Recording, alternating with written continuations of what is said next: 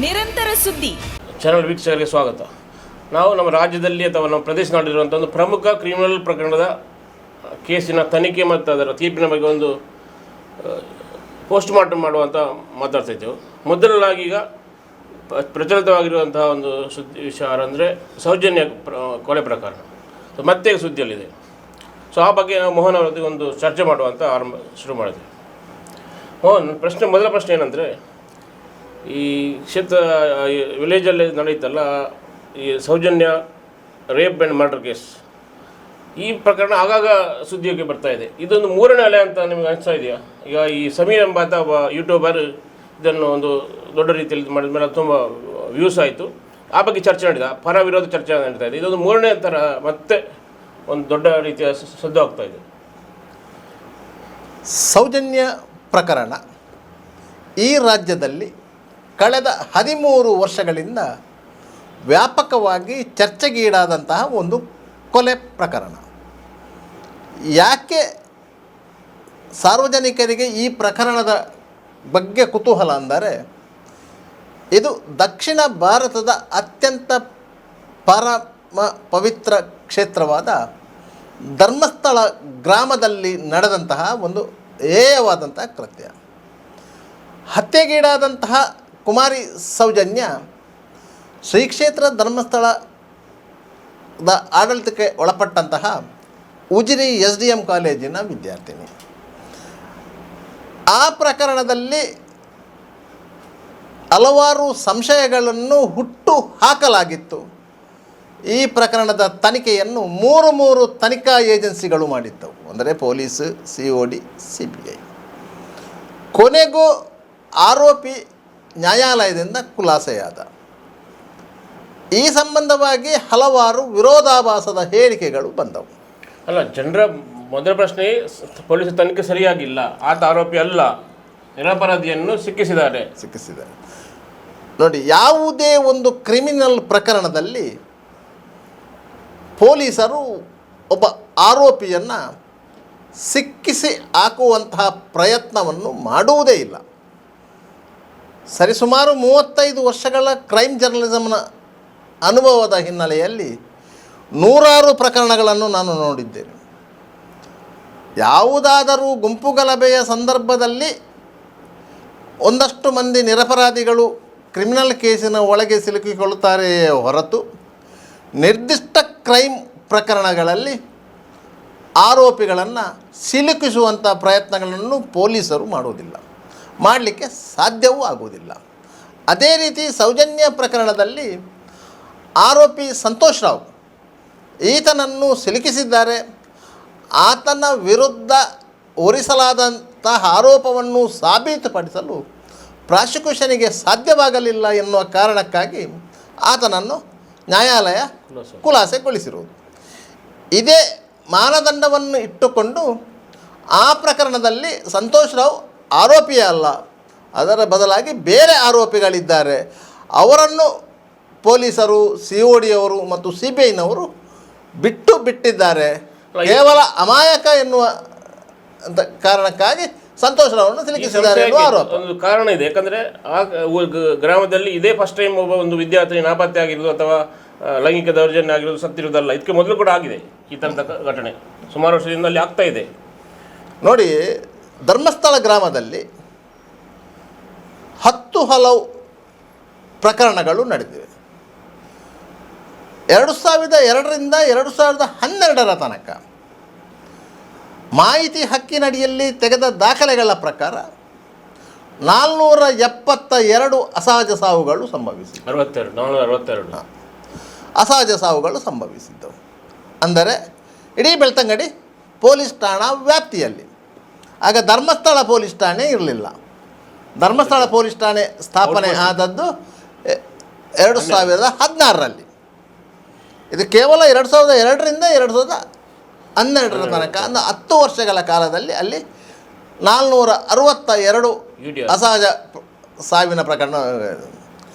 ಭಾಸ್ಕರ್ ನಾಯ್ಕ ಎಂಬವರು ಮಾಹಿತಿ ಹಕ್ಕಿನಡಿಯಲ್ಲಿ ಕೇಳಿದಂಥ ಪ್ರಶ್ನೆಗೆ ಬೆಳ್ತಂಗಡಿ ಪೊಲೀಸ್ ಠಾಣೆಯ ಮಾಹಿತಿ ಹಕ್ಕು ಅಧಿಕಾರಿ ನೀಡಿದಂಥ ಅಧಿಕೃತ ಮಾಹಿತಿ ಅದು. ಈಗ 2012 ನಂತರ ಆ ಥರದ ಪ್ರಕರಣ ಕಡಿಮೆ ಆಗಿದೆ, ಆಗ್ತಾ ಇಲ್ಲ ಅನ್ನುವ ಚರ್ಚೆ ಆಗ್ತಾ ಇದೆ. ಅದೇ ಈ ವಿಚಾರಕ್ಕೆ ಸಂಬಂಧಪಟ್ಟಂಥ ಪ್ರಥಮ ಸುಳ್ಳು. ಯಾಕಂತ ಹೇಳಿದರೆ 2012ರಿಂದ 2016ರವರೆಗೆ ಬೆಳ್ತಂಗಡಿ ಪೊಲೀಸ್ ಠಾಣೆ ವ್ಯಾಪ್ತಿಯಲ್ಲಿ ಧರ್ಮಸ್ಥಳ ಗ್ರಾಮ ಇತ್ತು. 2016ರಿಂದ 2022ರವರೆಗೆ ಧರ್ಮಸ್ಥಳ ಪೊಲೀಸ್ ಠಾಣೆ ಅಸ್ತಿತ್ವಕ್ಕೆ ಬಂದಿತ್ತು. ಆ ಠಾಣೆಯ ವ್ಯಾಪ್ತಿಗೆ ಆ ಗ್ರಾಮ ಬಂದಿತ್ತು. ಈ 10 ವರ್ಷದಲ್ಲಿ 844 ಪ್ರಕರಣಗಳು ಬೆಳ್ತಂಗಡಿ ಮತ್ತು ಧರ್ಮಸ್ಥಳ ಪೊಲೀಸ್ ಸ್ಟೇಷನ್ನಲ್ಲಿ ದಾಖಲಾಗಿತ್ತು. ಅಂದರೆ 10 ವರ್ಷದಲ್ಲಿ, ಅಂದರೆ ಈ ಹಿಂದಿನ 10 ವರ್ಷ ಆ ವಿಲೇಜಲ್ಲಿ ಮಾತ್ರ. ಯಾಕಂದರೆ ಬೆಳ್ತಂಗಡಿ ಪೊಲೀಸ್ ಠಾಣಾ ವ್ಯಾಪ್ತಿ ಅಂದರೆ ಸುಮಾರು 82 ಪೊಲೀಸ್ ಠಾಣಾ ಗ್ರಾಮಗಳ ವ್ಯಾಪ್ತಿಯ ಅತ್ಯಂತ ದೊಡ್ಡ ಸ್ಟೇಷನ್ ಅದು. ಅದಕ್ಕಾಗಿ ಅದನ್ನು ಧರ್ಮಸ್ಥಳವನ್ನು 2016ರಲ್ಲಿ ಡಿವೈಡ್ ಮಾಡಿದ್ದು, ಬೈಫರ್ಕೇಷನ್ ಮಾಡಿದ್ದು. ಅದರಿಂದ ಕೇವಲ ಆ ತಾಲೂಕಿನಲ್ಲಿ ಆ ಪೊಲೀಸ್ ಠಾಣಾ ವ್ಯಾಪ್ತಿಯಲ್ಲಿ ಅಷ್ಟು ಪ್ರಕರಣಗಳು ದಾಖಲಾಗಿತ್ತು. ಅಲ್ಲೇ ಯಾಕೆ ಯು ಡಿ ಆರ್ ಆಗ್ತಾ ಇದೆ? ಈ ಗ್ರಾಮದಲ್ಲಿ ಇಷ್ಟೊಂದು ಯಾಕೆ ಆಗ್ತಾ ಇದೆ? ಇಲ್ಲಿ ಯು ಡಿ ಆರ್ ಪ್ರಕರಣ, ಬಸವರಾಜ ಸಾವಿನ ಪ್ರಕರಣಗಳು ಯಾಕೆ ಆಗ್ತವೆ ಇದೆ ಅಂತಲ್ಲ, ಎಷ್ಟು ಪ್ರಕರಣಗಳು ಮುಕ್ತಾಯ ಆಗಿಲ್ಲ ಎನ್ನುವ ಪ್ರಶ್ನೆ ಮೂಡಬೇಕು. ಯಾಕಂತ ಹೇಳಿದರೆ 10 ವರ್ಷದಲ್ಲಿ ಅಂದರೆ 2002ರಿಂದ 2012ರವರೆಗೆ ಆದಂಥ 462 ಪ್ರಕರಣಗಳ ಪೈಕಿ 29 ಪ್ರಕರಣಗಳು ಮಾತ್ರ ಸಾಲ್ವ್ ಆಗಿಲ್ಲ, ಐಡೆಂಟಿಫೈ ಆಗಲಿಲ್ಲ.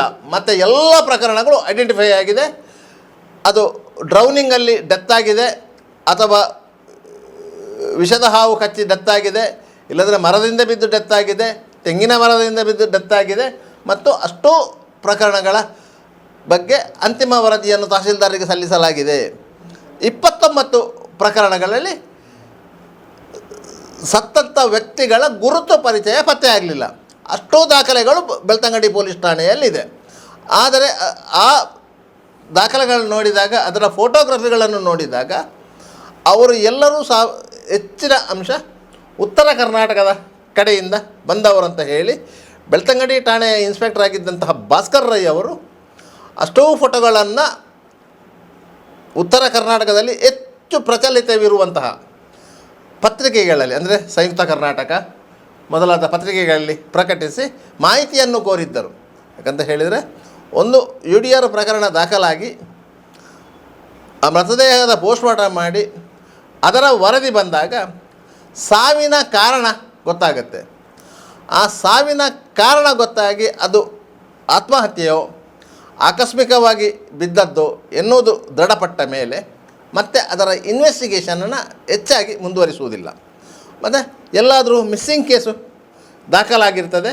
ಆ ಮಿಸ್ಸಿಂಗ್ ಕೇಸಿನ ಆಧಾರದಲ್ಲಿ ಅಲ್ಲಿನ ಪೊಲೀಸರು ತನಿಖೆ ಮಾಡಿದ ಸಂದರ್ಭದಲ್ಲಿ ಧರ್ಮಸ್ಥಳದಲ್ಲಿ ಪತ್ತೆಯಾದಂಥ ಡೆಡ್ ಬಾಡಿಯ ಹೋಲಿಕೆಯಾದರೆ ಆ ಪ್ರಕರಣ ಆ ರೀತಿಯಾಗಿ ತನಿಖೆ ಪೂರ್ಣಗೊಳ್ತದೆ.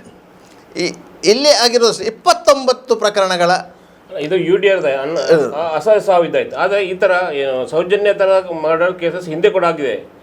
ಪದ್ಮಲತಾ ಪ್ರಕರಣ ಆಗಿದೆ. ಪದ್ಮಲತಾ ಪ್ರಕರಣವನ್ನು ಮರ್ಡರ್ ಕೇಸ್ ಅಂತೇಳಿ ಟ್ರೀಟೇ ಮಾಡಿಲ್ಲ. ಪದ್ಮಲತಾ ಪ್ರಕರಣವನ್ನು ಕೊಲೆ ಪ್ರಕರಣ ಅಂತ ಟ್ರೀಟ್ ಮಾಡಿಲ್ಲ. ಪದ್ಮಲತಾ ಪ್ರಕರಣ ಅದನ್ನು ಪ್ರಥಮವಾಗಿ ದಾಖಲಾದ ಕೇಸು ಮಿಸ್ಸಿಂಗ್ ಕಂಪ್ಲೇಂಟು. ಆಕೆಯ ತಂದೆ ದೇವಾನಂದ್ ಅವರು ಆಕೆ ನಾಪತ್ತೆಯಾದ 3 ದಿನಗಳ ಬಳಿಕ ಕಂಪ್ಲೇಂಟ್ ಕೊಟ್ಟಿದ್ದರು. ಬೆಳ್ತಂಗಡಿ ಪೊಲೀಸ್ ಠಾಣೆಯಲ್ಲಿ ಮಿಸ್ಸಿಂಗ್ ಕೇಸು ದಾಖಲಾಗಿತ್ತು. ಪದ್ಮಲತಲು SDM ಕಾಲೇಜಿನ ವಿದ್ಯಾರ್ಥಿನಿಯೇ. 56 ದಿವಸ ನಂತರ ಸಿಗ್ತದೆ. ಆಕೆಯ ಡೆಡ್ ಬಾಡಿ 56 ದಿನಗಳ ನಂತರ ಆಕೆಯ ಮನೆಯಿಂದ ಸುಮಾರು 1.5 ಕಿಲೋಮೀಟರ್ ದೂರದ ಒಂದು ತೋಡಿನ ಬದಿಯಲ್ಲಿ ಕೇವಲ ಅಸ್ಥಿಪಂಜರವಾಗಿ ಸಿಗ್ತದೆ. ಆಕೆಯ ಡ್ರೆಸ್ಸು ಇರ್ತದೆ. ಅದರ ಆಧಾರದಲ್ಲಿ ಅದು ಆಕೆಯದೇ ಅಸ್ಥಿಪಂಜರ ಅಂತೇಳಿ ಐಡೆಂಟಿಫೈ ಮಾಡಿರ್ತಾರೆ. ಈ ಪ್ರಕರಣವನ್ನು ರಾಜ್ಯ ಸರ್ಕಾರ CODಗೆ ಒಪ್ಪಿಸಿತ್ತು. COD ಇನ್ಸ್ಪೆಕ್ಟರ್ CS ರುದ್ರಯ್ಯನವರು ಈ ಪ್ರಕರಣದ ತನಿಖೆಯನ್ನು ನಡೆಸಿದ್ದರು. ಸುಮಾರು ದಿನಗಳ ಕಾಲ ತನಿಖೆ ನಡೆಸಿದ ರುದ್ರಯ್ಯನವರಿಗೆ ಕೊನೆಗೆ ಆ ಡೆಡ್ ಬಾಡಿ ಎಲ್ಲಿ ಸಿಕ್ಕಿತೋ ಅದರಿಂದ ಸುಮಾರು ಒಂದು 2 ಫರ್ಲಾಂಗು ದೂರದಲ್ಲಿ ಒಂದು ಮರದ ರೀಪು ಸಿಕ್ಕಿತ್ತು.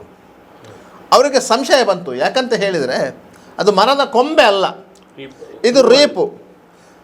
ಯಾಕಂತೆ ಮನೆ ನಿರ್ಮಾಣದ ಕಾಲಕ್ಕೆ ಚಾವಣಿಗೆ ಉಪಯೋಗ ಮಾಡುವಂತಹ ಒಂದು ರೀಪದು. ಇದು ಎಲ್ಲಿಂದ ಅಂದರೆ ಇದರ ಇನ್ನೊಂದು ತುಂಡು ಎಲ್ಲಿ ಇದರಲ್ಲಿ, ಯಾಕಂತ ಹೇಳಿದರೆ ಅದನ್ನು ಕಟ್ ಮಾಡಿದ್ದಲ್ಲ, ತುಂಡು ಮಾಡಿದ ರೀತಿಯಲ್ಲಿತ್ತು. ಆದರೆ ಇನ್ನೊಂದು ತುಂಡು ಎಲ್ಲಿ ಅಂತೇಳಿ ಅದನ್ನು ಹುಡುಕಲಿಕ್ಕೆ ಹೋದಾಗ ಅದರ ಮತ್ತೊಂದು ತುಂಡು ಪದ್ಮನಾಥನ ಮನೆಯಲ್ಲಿ ಸಿಕ್ಕಿತ್ತು, ದೇವಾನಂದರ ಮನೆಯಲ್ಲಿ. ಅಲ್ಲಿಗೆ ಆ ಪ್ರಕರಣದ ತೀವ್ರತೆ ಮುಗಿಯಿತು. ಅದನ್ನು ಸೇರುಪಟ್ಟು ಹಾಕಿದರು.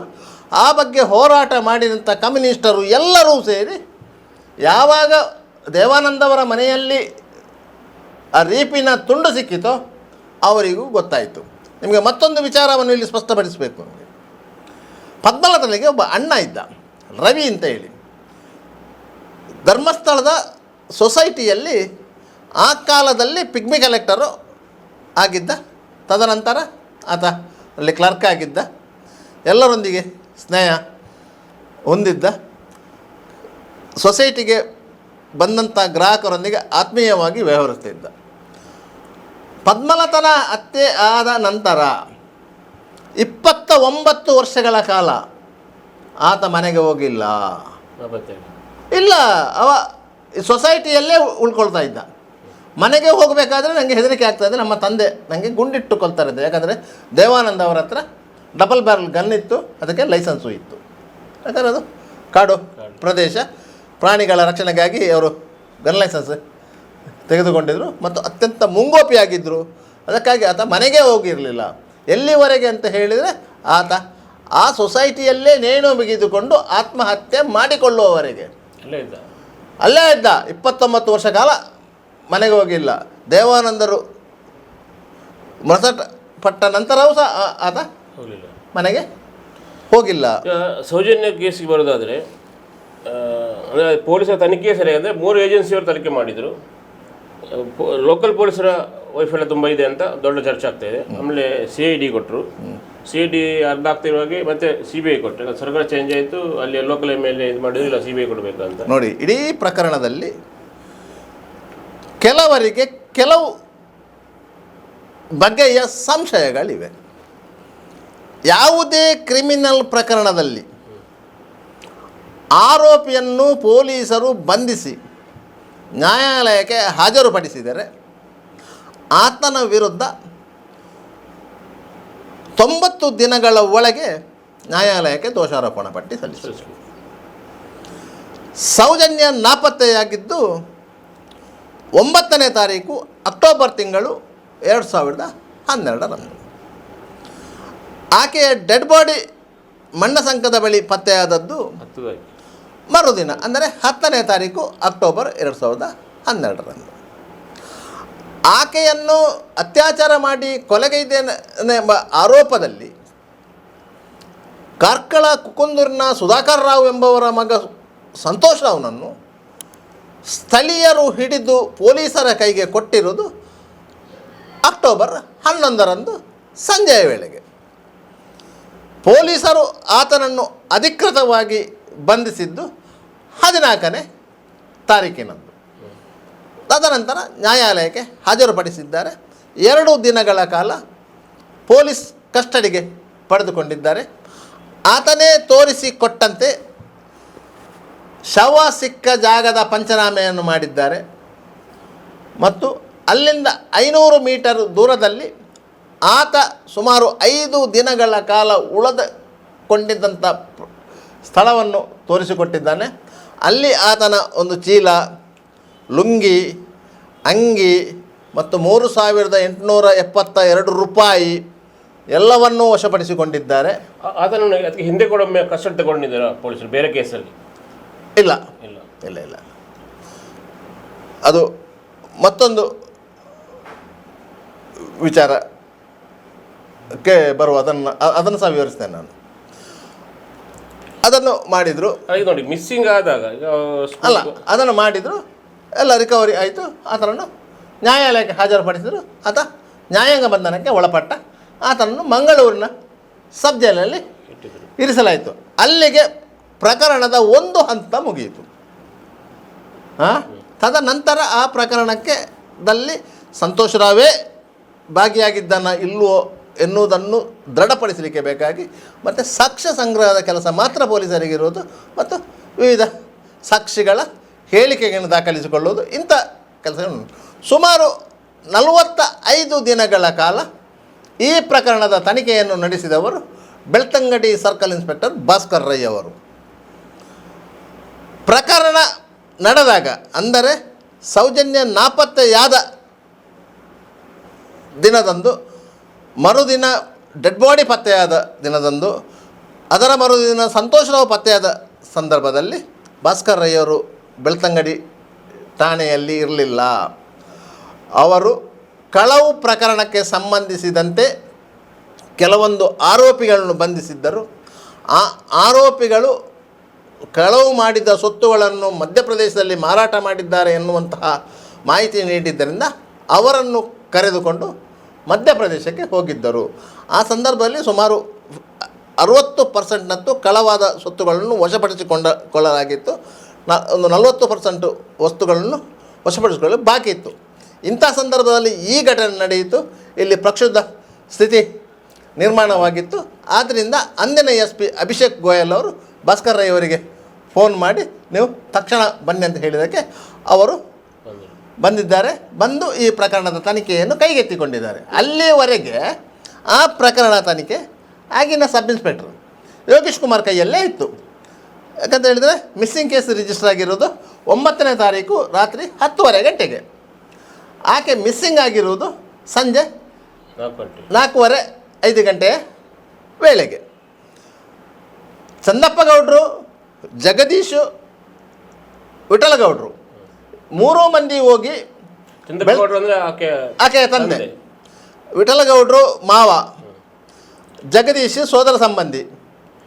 ಅವರಿಗೆ ಅಷ್ಟೊತ್ತಿಗೆ ಅವ್ರು ಭೇಟಿಯಾಗಿದ್ರು. ಅವರು ಅಂದರೆ ಅಲ್ಲಿ ನ್ಯಾಚುರೋಪತಿಗೆ ಆಸ್ಪತ್ರೆ ಹತ್ರ. ಯಾರು? ವಿಠಲಗೌಡರು ಅಲ್ಲ, ವಿಠಲಗೌಡರು ಮನೆಯಿಂದ ಜೀಪಿನಲ್ಲಿ ಬರ್ತಿದ್ದಾಗ ಈಕೆ ಇಲ್ಲಿ ಬಸ್ಸಿಂದ ಇಳಿದು ಹೋಗ್ತಾ ಇದ್ಲು. ವಿಶ್ ಮಾಡಿ ಹೋಗಿದ್ದಾಳೆ ಅಷ್ಟೇ. ಇವರು 3 ಮಂದಿ ಬೆಳ್ತಂಗಡಿ ಪೊಲೀಸ್ ಠಾಣೆಗೆ ಹೋಗಿ ಮೌಖಿಕವಾಗಿ ಮಾಹಿತಿ ನೀಡಿದ್ದಾರೆ. ಕಾಲೇಜಿಗೆ ಹೋದಂಥ ಹೆಣ್ಮಗಳು ಬರಲಿಲ್ಲ ಅಂತ. ಅದಕ್ಕಿಂತ ಮೊದಲು ವಿಠಲಗೌಡರು ಮತ್ತು ಚಂದಪ್ಪ ಗೌಡರು ಶ್ರೀ ಕ್ಷೇತ್ರ ಧರ್ಮಸ್ಥಳಕ್ಕೆ ಹೋಗಿದ್ದಾರೆ. ಕಾವಂದ್ರ ಹತ್ರ ಮಾತಾಡಿದ್ದಾರೆ, ಕಾಲೇಜಿಗೆ ಹೋದ ಮಗಳು ಬರಲಿಲ್ಲ ಅಂತ ಹೇಳಿ. ಆಗ ಕಾವಂದರು ಹೇಳಿದ್ದಾರೆ, ನೀವು ಪೊಲೀಸ್ ಠಾಣೆಗೆ ಕಂಪ್ಲೇಂಟ್ ಕೊಡಿ, ನಾನು ಮೇಲಿನ ಅಧಿಕಾರಿಗಳ ಹತ್ರ ಮಾತನಾಡುತ್ತೇನೆ ಅಂತ ಹೇಳಿ. ಹಾಗೆ ಕಾವಂದರು ನೇರವಾಗಿ ಫೋನ್ ಮಾಡಿದ್ದು ಆಗಿನ ಗೃಹ ಸಚಿವ ಆರ್ ಅಶೋಕ್ ಅವರಿಗೆ. ಸದಾನಂದ ಗೌಡರು ಮುಖ್ಯಮಂತ್ರಿಗಳಾಗಿದ್ದರು. ಇವತ್ತಿಗೂ ಸಹ ಕೆಲವರಿಗೆ ಯಾರು ಮುಖ್ಯಮಂತ್ರಿ ಆಗಿದ್ದರು ಅಂತ ಗೊತ್ತಿರೋದಿಲ್ಲ. ಸದಾನಂದ ಗೌಡರು ಮುಖ್ಯಮಂತ್ರಿ ಆಗಿದ್ದರು, ಆರ್ ಅಶೋಕ್ ಗೃಹ ಮಂತ್ರಿಗಳಾಗಿದ್ದರು. ಯಾವಾಗ ಗೃಹ ಮಂತ್ರಿಗಳಿಗೆ ವೀರೇಂದ್ರ ಹೆಗ್ಗಡೆ ಅವರು ಫೋನ್ ಮಾಡಿದ್ರು, ತಕ್ಷಣ ಗೃಹ ಮಂತ್ರಿಗಳು SP ಅವರನ್ನು ಸಂಪರ್ಕಿಸಿದ್ದಾರೆ. SP ಅವರಿಗೆ ಸೂಚನೆ ಕೊಟ್ಟಿದ್ದಾರೆ. SP ಅವರು ಸ್ಟೇಷನ್ಗೆ ಕೇಳಿದ್ದಾರೆ. ಐಚನಾಯ್ಕ ಎಂಬ ಹೆಡ್ ಕಾನ್ಸ್ಟೇಬಲ್ ಆಗ ಆ ರಾತ್ರಿಯಲ್ಲಿ ಠಾಣಾ ಚಾರ್ಜಲ್ಲಿದ್ದರು. ಯೋಗೀಶ್ ಅವರು ಬೇರೆ ಯಾವುದೋ ಕಡೆಗೆ ಹೋಗಿದ್ದರು. ಯಾವಾಗ SP ಕೇಳಿದ್ರು, ಐಚನಾಯ್ಕ ಅವರು ಹೇಗೂ ಇವರು ಕಂಪ್ಲೇಂಟ್ ಕೊಟ್ಟಿದ್ದಾರೆ, ಅದರ ಮೇಲೆ FIR ಮಾಡಿದ್ರು. ರಾತ್ರಿ 10:30 ಗಂಟೆಗೆ FIR ಆಗಿದೆ. FIR ಪ್ರತಿ ನ್ಯಾಯಾಲಯಕ್ಕೆ ಹೋಗಿದೆ. ಯಾಕಂದರೆ FIR ಆದ ತಕ್ಷಣ ಒಂದು ಪ್ರತಿಯನ್ನು ಸ್ಥಳೀಯ ನ್ಯಾಯಾಲಯದ ನ್ಯಾಯಾಧೀಶರಿಗೆ ಮುಟ್ಟಿಸಬೇಕು ಮತ್ತು ಅದಕ್ಕೆ ರಿಸೀವ್ಡ್ ತಗೊಳ್ಬೇಕು. ಮತ್ತು ಉಳಿದ ಅಧಿಕಾರಿಗಳಿಗೆ, ಇನ್ಸ್ಪೆಕ್ಟರ್ಗೆ, DSPಗೆ, SPಗೆ ಎಲ್ಲವನ್ನು ಟಪಾಲು ಮೂಲಕ ಕಳಿಸಬೇಕು. ಆ ರೀತಿ ಮಾಡಿದ್ದಾರೆ. ಇವರು ಪೊಲೀಸ್ ಠಾಣೆಗೆ ಕಂಪ್ಲೇಂಟ್ ಕೊಡುವ ವೇಳೆಯಲ್ಲೇ ಐಚನಾಯ್ಕರು ಬಾಲಕಿಯ 10 ಫೋಟೋಗಳನ್ನು ತರಲಿಕ್ಕೆ ಹೇಳಿದ್ದಾರೆ. ಅದು ಯಾಕಂತ ಹೇಳಿದರೆ ಮಿಸ್ಸಿಂಗ್ ಕಂಪ್ಲೇಂಟ್ನ ತಗೊಂಡಾಗ ಒಂದು 10 ಕಾಪಿ ಫೋಟೋ ತರಲಿಕ್ಕೆ ಹೇಳ್ತಾರೆ. ಯಾಕಂದರೆ ವಿವಿಧ ಪೊಲೀಸ್ ಠಾಣೆಗಳಿಗೆ ಕಳಿಸಲಿಕ್ಕೆ, ವೃತ್ತಪತ್ರಿಕೆಗಳಿಗೆ ಇಂಟಿಮೇಷನ್ ಕೊಡಲಿಕ್ಕೆ ಎಲ್ಲವನ್ನು ಮಾಡ್ತಾರೆ. ಮತ್ತು ಅಲ್ಲದೆ ಪೊಲೀಸರು ಆ ಸಂದರ್ಭದಲ್ಲಿ ಒಂದು ಅನುಮತಿಯನ್ನು ಕೇಳ್ತಾರೆ. ನಿಮ್ಮ ನಾಪತ್ತೆಯಾಗಿರುವ ಮಗಳ ಭಾವಚಿತ್ರವನ್ನು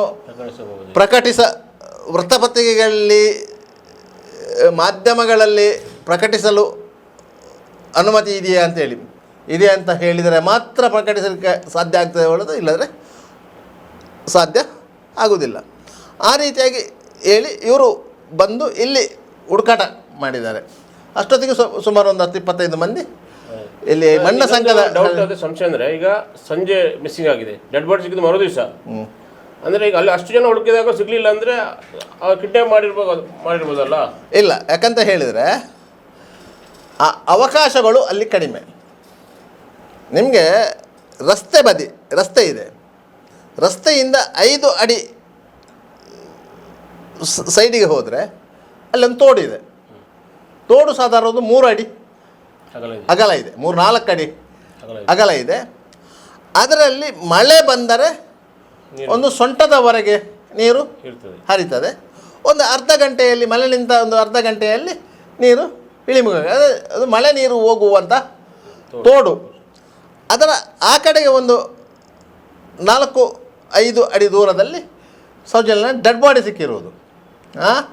ಆ ಕತ್ತಲೆಯಲ್ಲಿ ಯಾರು ಆ ತೋಡಿನಿಂದ ಆ ಕಡೆ ಹೋಗಿ ಹುಡುಕಲಿಲ್ಲ. ಆ ಕತ್ತಲೆಯಲ್ಲಿ ಕಾಣೆಯಾದ ಹೆಣ್ಮಗಳನ್ನು ತೋಡಲ್ಲಿ ಕಾಡಲ್ಲಿ ಯಾರೂ ಹುಡುಕುವುದಿಲ್ಲ. ರಸ್ತೆ ಬದಿಯಲ್ಲಿ ಅಲ್ಲಿ ಅವಳು ಯಾವುದಾದ್ರೂ ಒಂದು ಅವಳ ಚಪ್ಪಲು ಬಿದ್ದಿದ್ದ, ಅವಳ ಕೊಡೆ ಬಿದ್ದಿದ್ದ, ಅವಳ ಕರ್ಚೀಫು ಬಿದ್ದಿದ್ದ ಅಂತ ಹೇಳಿ ಹುಡುಕ್ತಾರೆ ಹೊರತು ಅವಳು ಸತ್ತಿದ್ದಾಳೆ ಎನ್ನುವಂತಹ ಕಲ್ಪನೆಯೂ ಯಾರಿಗೂ ಇರುವುದಿಲ್ಲ. ಆದ್ದರಿಂದ ಆ ರೀತಿಯಾಗಿ ಹುಡುಕಿದ್ದಾರೆ, ಗೊತ್ತಿಲ್ಲ. ಆದರೆ ಅದು ಕತ್ತಲಂತ ಆಯ್ತಲ್ಲ. ಮರುದಿನ ಬೆಳಿಗ್ಗೆ 7 ಗಂಟೆಗೆ ಪುನಃ ಬಂದಿದ್ದಾರೆ ಹುಡುಕಾಟ ಮಾಡಲಿಕ್ಕೆ. ಆ ಸಂದರ್ಭದಲ್ಲಿ ಸ್ಥಳೀಯರು ಮಾತ್ರ ಅಲ್ಲ, SDM ಕಾಲೇಜಿನ ವಿದ್ಯಾರ್ಥಿಗಳು, ಬೇರೆ ಬೇರೆ ಕಡೆಗಳ ಜನರು ಎಲ್ಲರೂ ಬಂದಿದ್ದರು. ಸುಮಾರು 3,000-4,000 ಮಂದಿ ಅಲ್ಲಿ ಸೇರಿದರು. ಆದರೆ ಡೆಡ್ ಬಾಡಿ ಸಿಕ್ಕಿರೋದು ನಿಮಗೆ ಮಧ್ಯಾಹ್ನ 12 ಗಂಟೆಯ ಹೊತ್ತಿಗೆ. 7 ಗಂಟೆಯಿಂದ 12 ಗಂಟೆಯ ಹೊತ್ತಿಗೆ ಹೊರಗೆ ಅಷ್ಟೋ ಮಂದಿ ಹುಡುಕಾಡಿದ್ರು, ಸಿಗಲಿಲ್ಲ. ಅದೇ ನನ್ನ ಪ್ರಶ್ನೆ. ಅಲ್ಲ, ನಿಮಗೆ 7 ಗಂಟೆಯಿಂದ 12 ಗಂಟೆವರೆಗೂ ಅಲ್ಲಿ ಸಿಗಲಿಲ್ಲಲ್ಲ. ಅಷ್ಟೋ ಮಂದಿ ಇರುವಾಗ ಯಾರಾದ್ರೂ ತಂದಲ್ಲಿ ಒತ್ತುಕೊಂಡು ತಂದು ಹಾಕಿದ್ರ? ನಿಮಗೆ ಲಾಜಿಕ್ ಅರ್ಥ ಆಗಲಿಲ್ವಾ? ನೀವು ಅಲ್ಲಿ ನೋಡಲೇ ಇಲ್ಲ, ಆ ಪ್ಲೇಸ್ ನೋಡಲೇ ಇಲ್ಲ. ಅಲ್ಲಿ ಡೆಡ್ ಬಾಡಿ ಸಿಕ್ಕಿತ್ತು, ಅರೆನಗ್ನ ಸ್ಥಿತಿಯಲ್ಲಿತ್ತು. ಮೇಲ್ನೋಟಕ್ಕೆ ಅದು ಅತ್ಯಾಚಾರ ಮಾಡಿ ಕೊಲೆಗೈಯಲಾಗಿದೆ ಅನ್ನೋದು ಗೊತ್ತಾಗ್ತಿತ್ತು. ಇಮಿಡಿಯೇಟ್ ಪೊಲೀಸಿಗೆ ಮಾಹಿತಿ ಹೋಗಿದೆ, ಪೊಲೀಸರು ಬಂದಿದ್ದಾರೆ. ಅಷ್ಟು ಜಾಗವನ್ನು ಅವರು ಕವರ್ ಮಾಡಿದ್ದಾರೆ. ಯಾರನ್ನು ತೋಡಿನಿಂದ ಆಚೆಗೆ ಹೋಗಲಿಕ್ಕೆ ಬಿಡಲಿಲ್ಲ. ಮಂಗಳೂರಿಂದ SP ಅವರು ಬಂದರು, ಅವರೊಟ್ಟಿಗೆ ಡಾಗ್ ಸ್ಕ್ವಾಡ್ ಬಂತು, FSL ತಜ್ಞರು ಬಂದರು, ಎಲ್ಲರೂ ಬಂದರು. ಅಲ್ಲಿ ಶವದ ಪಂಚನಾಮೆ ನಡೆಯಿತು. ಶವವನ್ನು ಅವರು ಚಂದಪ್ಪ ಗೌಡರು ಗುರುತು ಹಿಡಿದ್ರು. ಪೊಲೀಸರು ಹೇಳಿದ್ದಕ್ಕೆಲ್ಲ ಸಿಗ್ನೇಚರ್ ಹಾಕಿದರು. ಚಂದಪ್ಪ ಗೌಡರ ಹೆಂಡತಿ ಕುಸುಮಾವತಿ ಅವರು ಸ್ಥಳಕ್ಕೆ ಬರಲಿಲ್ಲ. ತದನಂತರ ಶವವನ್ನು ಬೆಳ್ತಂಗಡಿ ಸರ್ಕಾರಿ ಆಸ್ಪತ್ರೆಗೆ ಕೊಂಡೋದ್ರು. ಸರ್ಕಾರಿ ಆಸ್ಪತ್ರೆಗೆ ಕೊಂಡು ಹೋಗೋ ಮೊದಲು ಪೊಲೀಸರು ಅವರಿಗೆ ಮಾಹಿತಿ ನೀಡಿದ್ದು. ಡಾಕ್ಟರ್ ಆದಮ್ ಅಂತೇಳಿ ಇಲ್ಲಿ ವೈದ್ಯಾಧಿಕಾರಿಯಾಗಿದ್ದರು, ಹಿರಿಯ ವೈದ್ಯಾಧಿಕಾರಿ. ಸುಮಾರು 30 ವರ್ಷಗಳ ಕಾಲ ಸೇವಾ ಅನುಭವ ಇತ್ತು. ಈಗೀಗೆ ಒಂದು ರೇಪ್ ಆ್ಯಂಡ್ ಮರ್ಡರ್ ಆಗಿದೆ, ಹೆಣ್ಮಗಳ ಡೆಡ್ ಬಾಡಿಯನ್ನು ತರಿಸ್ತಾ ಇದ್ದೇವೆ, ಪೋಸ್ಟ್ ಮಾರ್ಟಮ್ಗೆ ರೆಡಿಯಾಗಿದೆ ಅಂತೇಳಿ. ಅಷ್ಟೊತ್ತಿಗೆ ಅವರು THOಗೆ ಮಾಹಿತಿ ಕೊಟ್ಟರು, ಈಗ ಹೆಣ್ಮಗಳ ಡೆಡ್ ಬಾಡಿ ಬರ್ತಾ ಇದೆ ಅಂತೇಳಿ ನಮಗೆ ಸಹಾಯಕ್ಕೆ ಮಹಿಳಾ ವೈದ್ಯಾಧಿಕಾರಿ ಬೇಕು ಅಂತೇಳಿ. ಆದ್ದರಿಂದಾಗಿ ಅವರು ಅಲ್ಲೇ ಪಕ್ಕದ ಉಜಿರೆಯಲ್ಲಿ ವೈದ್ಯಾಧಿಕಾರಿಯಾಗಿದ್ದ ಡಾಕ್ಟರ್ ರಶ್ಮಿ ಅವರನ್ನು ನಿಯೋಜನೆ ಮಾಡಿದರು. ಅವರು ಬೆಳ್ತಂಗಡಿ ಬಂದರು. ಸುಮಾರು 6 ಗಂಟೆ ಹೊತ್ತಿಗೆ ಘಟನಾ ಸ್ಥಳದಿಂದ ಆ ಡೆಡ್ ಬಾಡಿಯನ್ನು ಬೆಳ್ತಂಗಡಿ ಸರ್ಕಾರಿ ಆಸ್ಪತ್ರೆಗೆ ತರಲಾಯಿತು. ಕತ್ತಲು ಕವಿದಿತ್ತು. ಸಾಮಾನ್ಯವಾಗಿ ಕತ್ತಲಾದ ನಂತರ ಪೋಸ್ಟ್ ಮಾರ್ಟಮ್ ಮಾಡುವುದಿಲ್ಲ ಅಂತ ಇದೆ. ಆದರೆ ಸುಪ್ರೀಂ ಕೋರ್ಟ್ನ ಒಂದು ರೂಲಿಂಗ್ ಪ್ರಕಾರ ಸಫಿಷಿಯೆಂಟ್ ಬೆಳಕು ಇದ್ದರೆ ಪೋಸ್ಟ್ ಮಾರ್ಟಮ್ ಮಾಡ್ಬೋದು ಅಂತ ಇದೆ. ಅದಕ್ಕಾಗಿ ಅಲ್ಲಿ ಜನರೇಟರ್ನ ವ್ಯವಸ್ಥೆ ಮಾಡಿ, ಲೈಟಿಂಗ್ ವ್ಯವಸ್ಥೆ ಮಾಡಿ ಪೋಸ್ಟ್ ಮಾರ್ಟಮ್ ಮಾಡಲಾಯಿತು. ಅದೂ ಅಲ್ಲದೆ ಆಗಿನ ಶಾಸಕ ವಸಂತ ಬಂಗೇರ ಅವರು ವೈದ್ಯರಿಗೆ ಪ್ರೆಷರ್ ಹಾಕಿದರು, ಇವತ್ತೇ ಪೋಸ್ಟ್ ಮಾರ್ಟಮ್ ಮಾಡಿ ವ್ಯವಸ್ಥೆ ಮಾಡಬೇಕು ಅಂತ ಹೇಳಿ. ಯಾಕಂತ ಹೇಳಿದರೆ ಆಕೆ ಹತ್ಯೆಗೀಡಾಗಿ ಸರಿಸುಮಾರು 16 ಗಂಟೆ ಕಳೆದಿತ್ತು. ಯಾವುದೇ ಮೃತದೇಹ ಜೀವ ಹೋದ ನಂತರ 16 ಗಂಟೆಗಳ ಬಳಿಕ ಡಿಕಂಪೋಸ್ ಆಗಲಿಕ್ಕೆ ಸ್ಟಾರ್ಟ್ ಆಗ್ತದೆ. ಅದು ಗಂಟೆಗಳು ಹೋದ ರೀತಿಯಲ್ಲಿ ಅದರ ತೀವ್ರತೆ ಜಾಸ್ತಿ ಆಗ್ತದೆ. ಆದ್ದರಿಂದಾಗಿ ಅದಕ್ಕಿಂತ ಮೊದಲು ಪೋಸ್ಟ್ಮಾರ್ಟಮ್ ಮಾಡಬೇಕಿತ್ತು. ಆ ಮೃತದೇಹವನ್ನು ಮಂಗಳೂರಿನ ಆಸ್ಪತ್ರೆಗೆ, ಅಂದರೆ KS ಹೆಗಡೆ ಆಗಿರ್ಬೋದು, ವೆನ್ಲಾಕಿಗೆ ಆಗಿರ್ಬೋದು, ಯಾಕಂದರೆ ಅಲ್ಲಿ ಫ್ರೀಜರ್ ವ್ಯವಸ್ಥೆ ಇಲ್ಲ. ಮೃತದೇಹವನ್ನು ಕಾಪಿಡಲು ಅಲ್ಲಿ ಫ್ರೀಜರ್ ವ್ಯವಸ್ಥೆ ಇರಲಿಲ್ಲ. ಮಂಗಳೂರಿಗೆ ಕರುವಂಥ ವ್ಯವಸ್ಥೆ ಮಾಡುವ ಅಂತ ಹೇಳಿದಾಗ ಮನೆ ಮಂದಿ ಒಪ್ಪಲಿಲ್ಲ. ಹಾಗಾದರೆ ಆದಷ್ಟು ಬೇಗ ಮುಗಿಸಿಬಿಡಬೇಕು. ಯಾಕಂದರೆ ನಿನ್ನೆ ರಾತ್ರಿಯಿಂದ ಯಾರು ಊಟ ಮಾಡಲಿಲ್ಲ, ನೀರು ಕುಡಿಲಿಲ್ಲ, ಈ ರೀತಿಯ ಪರಿಸ್ಥಿತಿಯಲ್ಲಿ ಇದ್ದೇವೆ. ಅದರಿಂದ ಬೇಗ ಮುಗಿಸ್ಬೇಕಂತ. ಆದ್ದರಿಂದಾಗಿ ರಾತ್ರಿ 8 ಗಂಟೆಯ ಹೊತ್ತಿಗೆ ಡಾಕ್ಟರ್ ರಶ್ಮಿ ಮತ್ತು ಡಾಕ್ಟರ್ ಆದಮ್ ಅವರು ಸೇರಿ ಪೋಸ್ಟ್ಮಾರ್ಟಮ್ ಮಾಡಿದ್ದಾರೆ. ಡೆಡ್ ಬಾಡಿಯನ್ನು ಬಿಟ್ಟುಕೊಟ್ಟಿದ್ದಾರೆ. ಅವರು ಅವತ್ತೇ ರಾತ್ರಿ ಅದನ್ನು ಅವರ ಮನೆ ಪಕ್ಕದಲ್ಲೇ ಕ್ರಿಮಿಟೈಸ್ ಮಾಡಿದ್ದಾರೆ.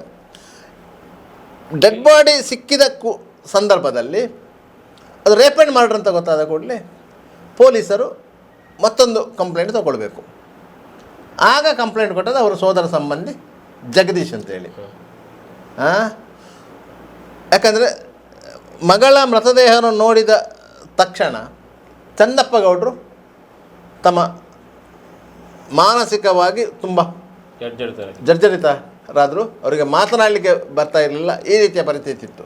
ಆದ್ದರಿಂದ ಜಗದೀಶ್ ದೂರು ಕೊಟ್ಟರು. ಜಗದೀಶನ ದೂರಿನ ಮೇಲೆಗೆ ಕೇಸು ದಾಖಲಾಯಿತು. ಆವತ್ತೇ ರಾತ್ರಿ ಡೆಡ್ ಬಾಡಿ ಕ್ರಿಮೇಷನ್ ಆಯಿತು. ದೊಡ್ಡ ಮಟ್ಟದಲ್ಲಿ ಸುದ್ದಿಯೂ ಆಯಿತು. ಈ ಸಂದರ್ಭ ಇನ್ನೊಂದು ಆರೋಪ ಏನಂದರೆ ಸರಿಯಾದ ಈ ಏನು ವೆಜಿನಲ್ ಸ್ವ್ಯಾಬ್ ತಗೊಳ್ಳಿಲ್ಲ, ಈ ಥರದ ಈ ಫೊರೆನ್ಸಿಕ್ ಲ್ಯಾಬ್ ಬೇಕಾದಂಥ ಇದನ್ನು ಸರಿಯಾಗಿ ಪೊಲೀಸರು ಮಾಡಿಲ್ಲ, ಅಥವಾ ಡಾಕ್ಟರ್ಸು ಸಹಕರಿಸಿಲ್ವ, ಪೊಲೀಸ್ ಸಹಕರಿಸಿಲ್ವ, ಅದು ಆಗಿಲ್ಲ ಅನ್ನೋದು ಒಂದು ದೊಡ್ಡ ಆರೋಪ. ನೋಡಿ, ಆ ಸಂದರ್ಭದಲ್ಲಿ ನೀವು ಆಲೋಚನೆ ಮಾಡಬೇಕು. 9ನೇ ತಾರೀಕು ಮಳೆ ಬಂದಿತ್ತು, ಮಣ್ಣು ಜೌಗುಗಟ್ಟಿತ್ತು, ಮೃತದೇಹದ ಗುಪ್ತಾಂಗಕ್ಕೆ ಮಣ್ಣನ್ನು ತುಂಬಿಸಲಾಗಿತ್ತು, ಆ ರೀತಿಯ ಕ್ರೌರ್ಯ ಮೆರೆಯಲಾಗಿತ್ತು. ಡೆಡ್ ಬಾಡಿಯನ್ನು ಹಾಸ್ಪಿಟ್ಲಿಗೆ ತರುವಾಗಲೂ ಅದೇ ಪರಿಸ್ಥಿತಿಯಲ್ಲಿ ತರಲಾಗಿತ್ತು. ಆ ಸಂದರ್ಭದಲ್ಲಿ ಮಣ್ಣು ಮಿಶ್ರಿತ ವೆಜಿನಲ್ ಸ್ವಾಬನ್ನು ಡಾಕ್ಟರ್ ರಶ್ಮಿ ಅವರು ಮತ್ತು ಡಾಕ್ಟರ್ ಆದಮ್ ಅವರು ಸಂಗ್ರಹಿಸಿದರು. ಯಾಕಂದರೆ ಅದು ಮತ್ತೆ FSL ಟೆಸ್ಟಿಗೆ ಹೋಗಬೇಕಿತ್ತು, ಆಯಿತಾ. ಸಂಗ್ರಹಿಸಿಟ್ಟುಕೊಂಡಿದ್ದರು. ಈ ಸಂದರ್ಭದಲ್ಲಿ ಆಕೆಯ ಒಳ ಉಡುಪು ಇಲ್ಲಂತಾಯಿತು. ಮತ್ತು ಕೊನೆಗೆ ಆಕೆಯ ಚೂಡಿದಾರದ ಒಟ್ಟಿಗೆ ಅದು ಸುರುಳಿ ಕಟ್ಟಿ ಇತ್ತು, ಮತ್ತು ಅದು ಸಿಕ್ಕಿತ್ತು. ಅದನ್ನು ಬೇರೆ ಹೇಗೆ ಪ್ಯಾಕ್ ಮಾಡಲಾಯಿತು. ಈ ವೆಜಿನಲ್ ಸ್ವಾಬನ್ನು ಪೋಸ್ಟ್ಮಾರ್ಟಮ್ ಇದು FSLಗೆ ಕಳಿಸಬೇಕಾದ್ರೆ ಅದು ಕಂಪ್ಲೀಟ್ ಆಗಿ ಒಣಗಿರಬೇಕು. ಫಂಗಸ್ ಇದಾಗ್ಬೋದು ಅಲ್ಲ, ಎಲ್ಲ ಫಂಗಸ್ ಅಟ್ಯಾಕ್ ಆಗ್ತದೆ ಅಂತೇಳಿ. ಆದರೆ ಒದ್ದೆ ಆಗಿತ್ತು, ಮಣ್ಣು ಒದ್ದೆ ಆಗಿತ್ತು, ಅದರೊಟ್ಟಿಗೆ ಈ ವೆಜಿನಲ್ ಸ್ವಾಬ್ ಒದ್ದೆ ಆಗಿತ್ತು, ಮಣ್ಣಿನೊಟ್ಟಿಗೆ ಮಿಳಿತ ಆಗಿತ್ತು ಅದು. ಆದ್ದರಿಂದ ಅದನ್ನು ಒಣಗಿಸಬೇಕಿತ್ತು. ಕಂಟಿನ್ಯೂಸ್ 3 ದಿನ, ಅಂದರೆ 11, 12, 13 3 ದಿನವೂ ಬೆಳ್ತಂಗಡಿಗೆ ಮಳೆ ಬಂದಿದೆ, ಸೂರ್ಯನ ಬೆಳಕು ಬಂದಿಲ್ಲ. ಅದರ ಪರಿಣಾಮವಾಗಿ ಅವರು ಶೇಖರಿಸಿಟ್ಟಿದ್ದಂಥ ವೆಜಿನಲ್ ಸ್ವಾಬನ್ನು ಹಾಗೆ ಇಟ್ಕೊಂಡ್ರು. ಅದನ್ನು ಬೇರೆ ರೀತಿಯಲ್ಲಿ ಒಣಗಿಸಲಿಕ್ಕೆ ಸಾಧ್ಯನೇ ಇಲ್ಲ, ಸೂರ್ಯನ ಬೆಳಕಿನಲ್ಲೇ ಒಣಗಿಸಬೇಕು. ಆದ್ದರಿಂದ ಅವರು ಅದನ್ನು 3 ದಿವಸ ಇಟ್ಟುಕೊಂಡ್ರು. ಅದಾದ ನಂತರ ಸೂರ್ಯನ ಬೆಳಕಿನಲ್ಲಿ ಅದನ್ನು ಒಣಗಿಸಿದರು. ಅದನ್ನು ಮತ್ತು ಪ್ಯಾಕ್ ಮಾಡಿ ಪೊಲೀಸರ ಕೈಗೆ ಕೊಟ್ಟರು. ಪೊಲೀಸರು ಅದಕ್ಕೆ ಕ್ರೈಮ್ ನಂಬರ್ ಹಾಕಿ FSLಗೆ ಕಳಿಸುವ ಜವಾಬ್ದಾರಿ ಪೊಲೀಸರದ್ದು. ಪೊಲೀಸರು ಇವರು ಕೊಟ್ಟ ನಂತರ ಪೊಲೀಸರು ಅದನ್ನು ಕೊಂಡೋಗಿ FSLಗೆ ಕೊಟ್ಟಾಗ 9 ದಿನಗಳು ಕಳೆದಿತ್ತು. 9 ದಿನಗಳು ಕಂಡು.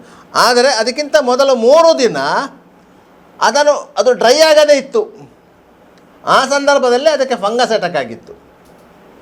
ಆದ್ದರಿಂದ ಆ ರೆಸಿಡೆನ್ಸ್ ಶಾಪ್ನಲ್ಲಿ ಫಂಗಸ್ ಅಟ್ಯಾಕ್ ಆಯಿತು. FSL ರಿಪೋರ್ಟ್ನಲ್ಲಿ ಸ್ಪಷ್ಟತೆ ಬರಲಿಲ್ಲ. ಅಷ್ಟು ಬಿಟ್ಟರೆ ಅದರಲ್ಲಿ ಕರ್ತವ್ಯ ಲೋಪ ಅಂತ ಇಲ್ಲ. ನೀವು ಕರ್ತವ್ಯ ಲೋಪಕ್ಕೆ ಬೇಕಂತಲೇ ಮಾಡುವುದಂತ ಹೇಳಿ ಹಾಗೆ ಇಲ್ಲ. ಇದು ಮತ್ತೊಂದು ಏನಂತ ಹೇಳಿದರೆ, ಪೊಲೀಸರು ಇನ್ವೆಸ್ಟಿಗೇಷನ್ನ ಸಂದರ್ಭದಲ್ಲಿ ಯಾವುದೇ ಸಾಕ್ಷ್ಯಗಳು ಸಿಗದಿದ್ದರೆ ಸಾಕ್ಷ್ಯಗಳನ್ನು ಕ್ರಿಯೇಟ್ ಮಾಡ್ತಾರೆ, ಸೃಷ್ಟಿ ಮಾಡ್ತಾರೆ. ಯಾಕಂದರೆ ಆರೋಪಿ ಅವರ ಕೈಯಲ್ಲಿರ್ತಾನೆ.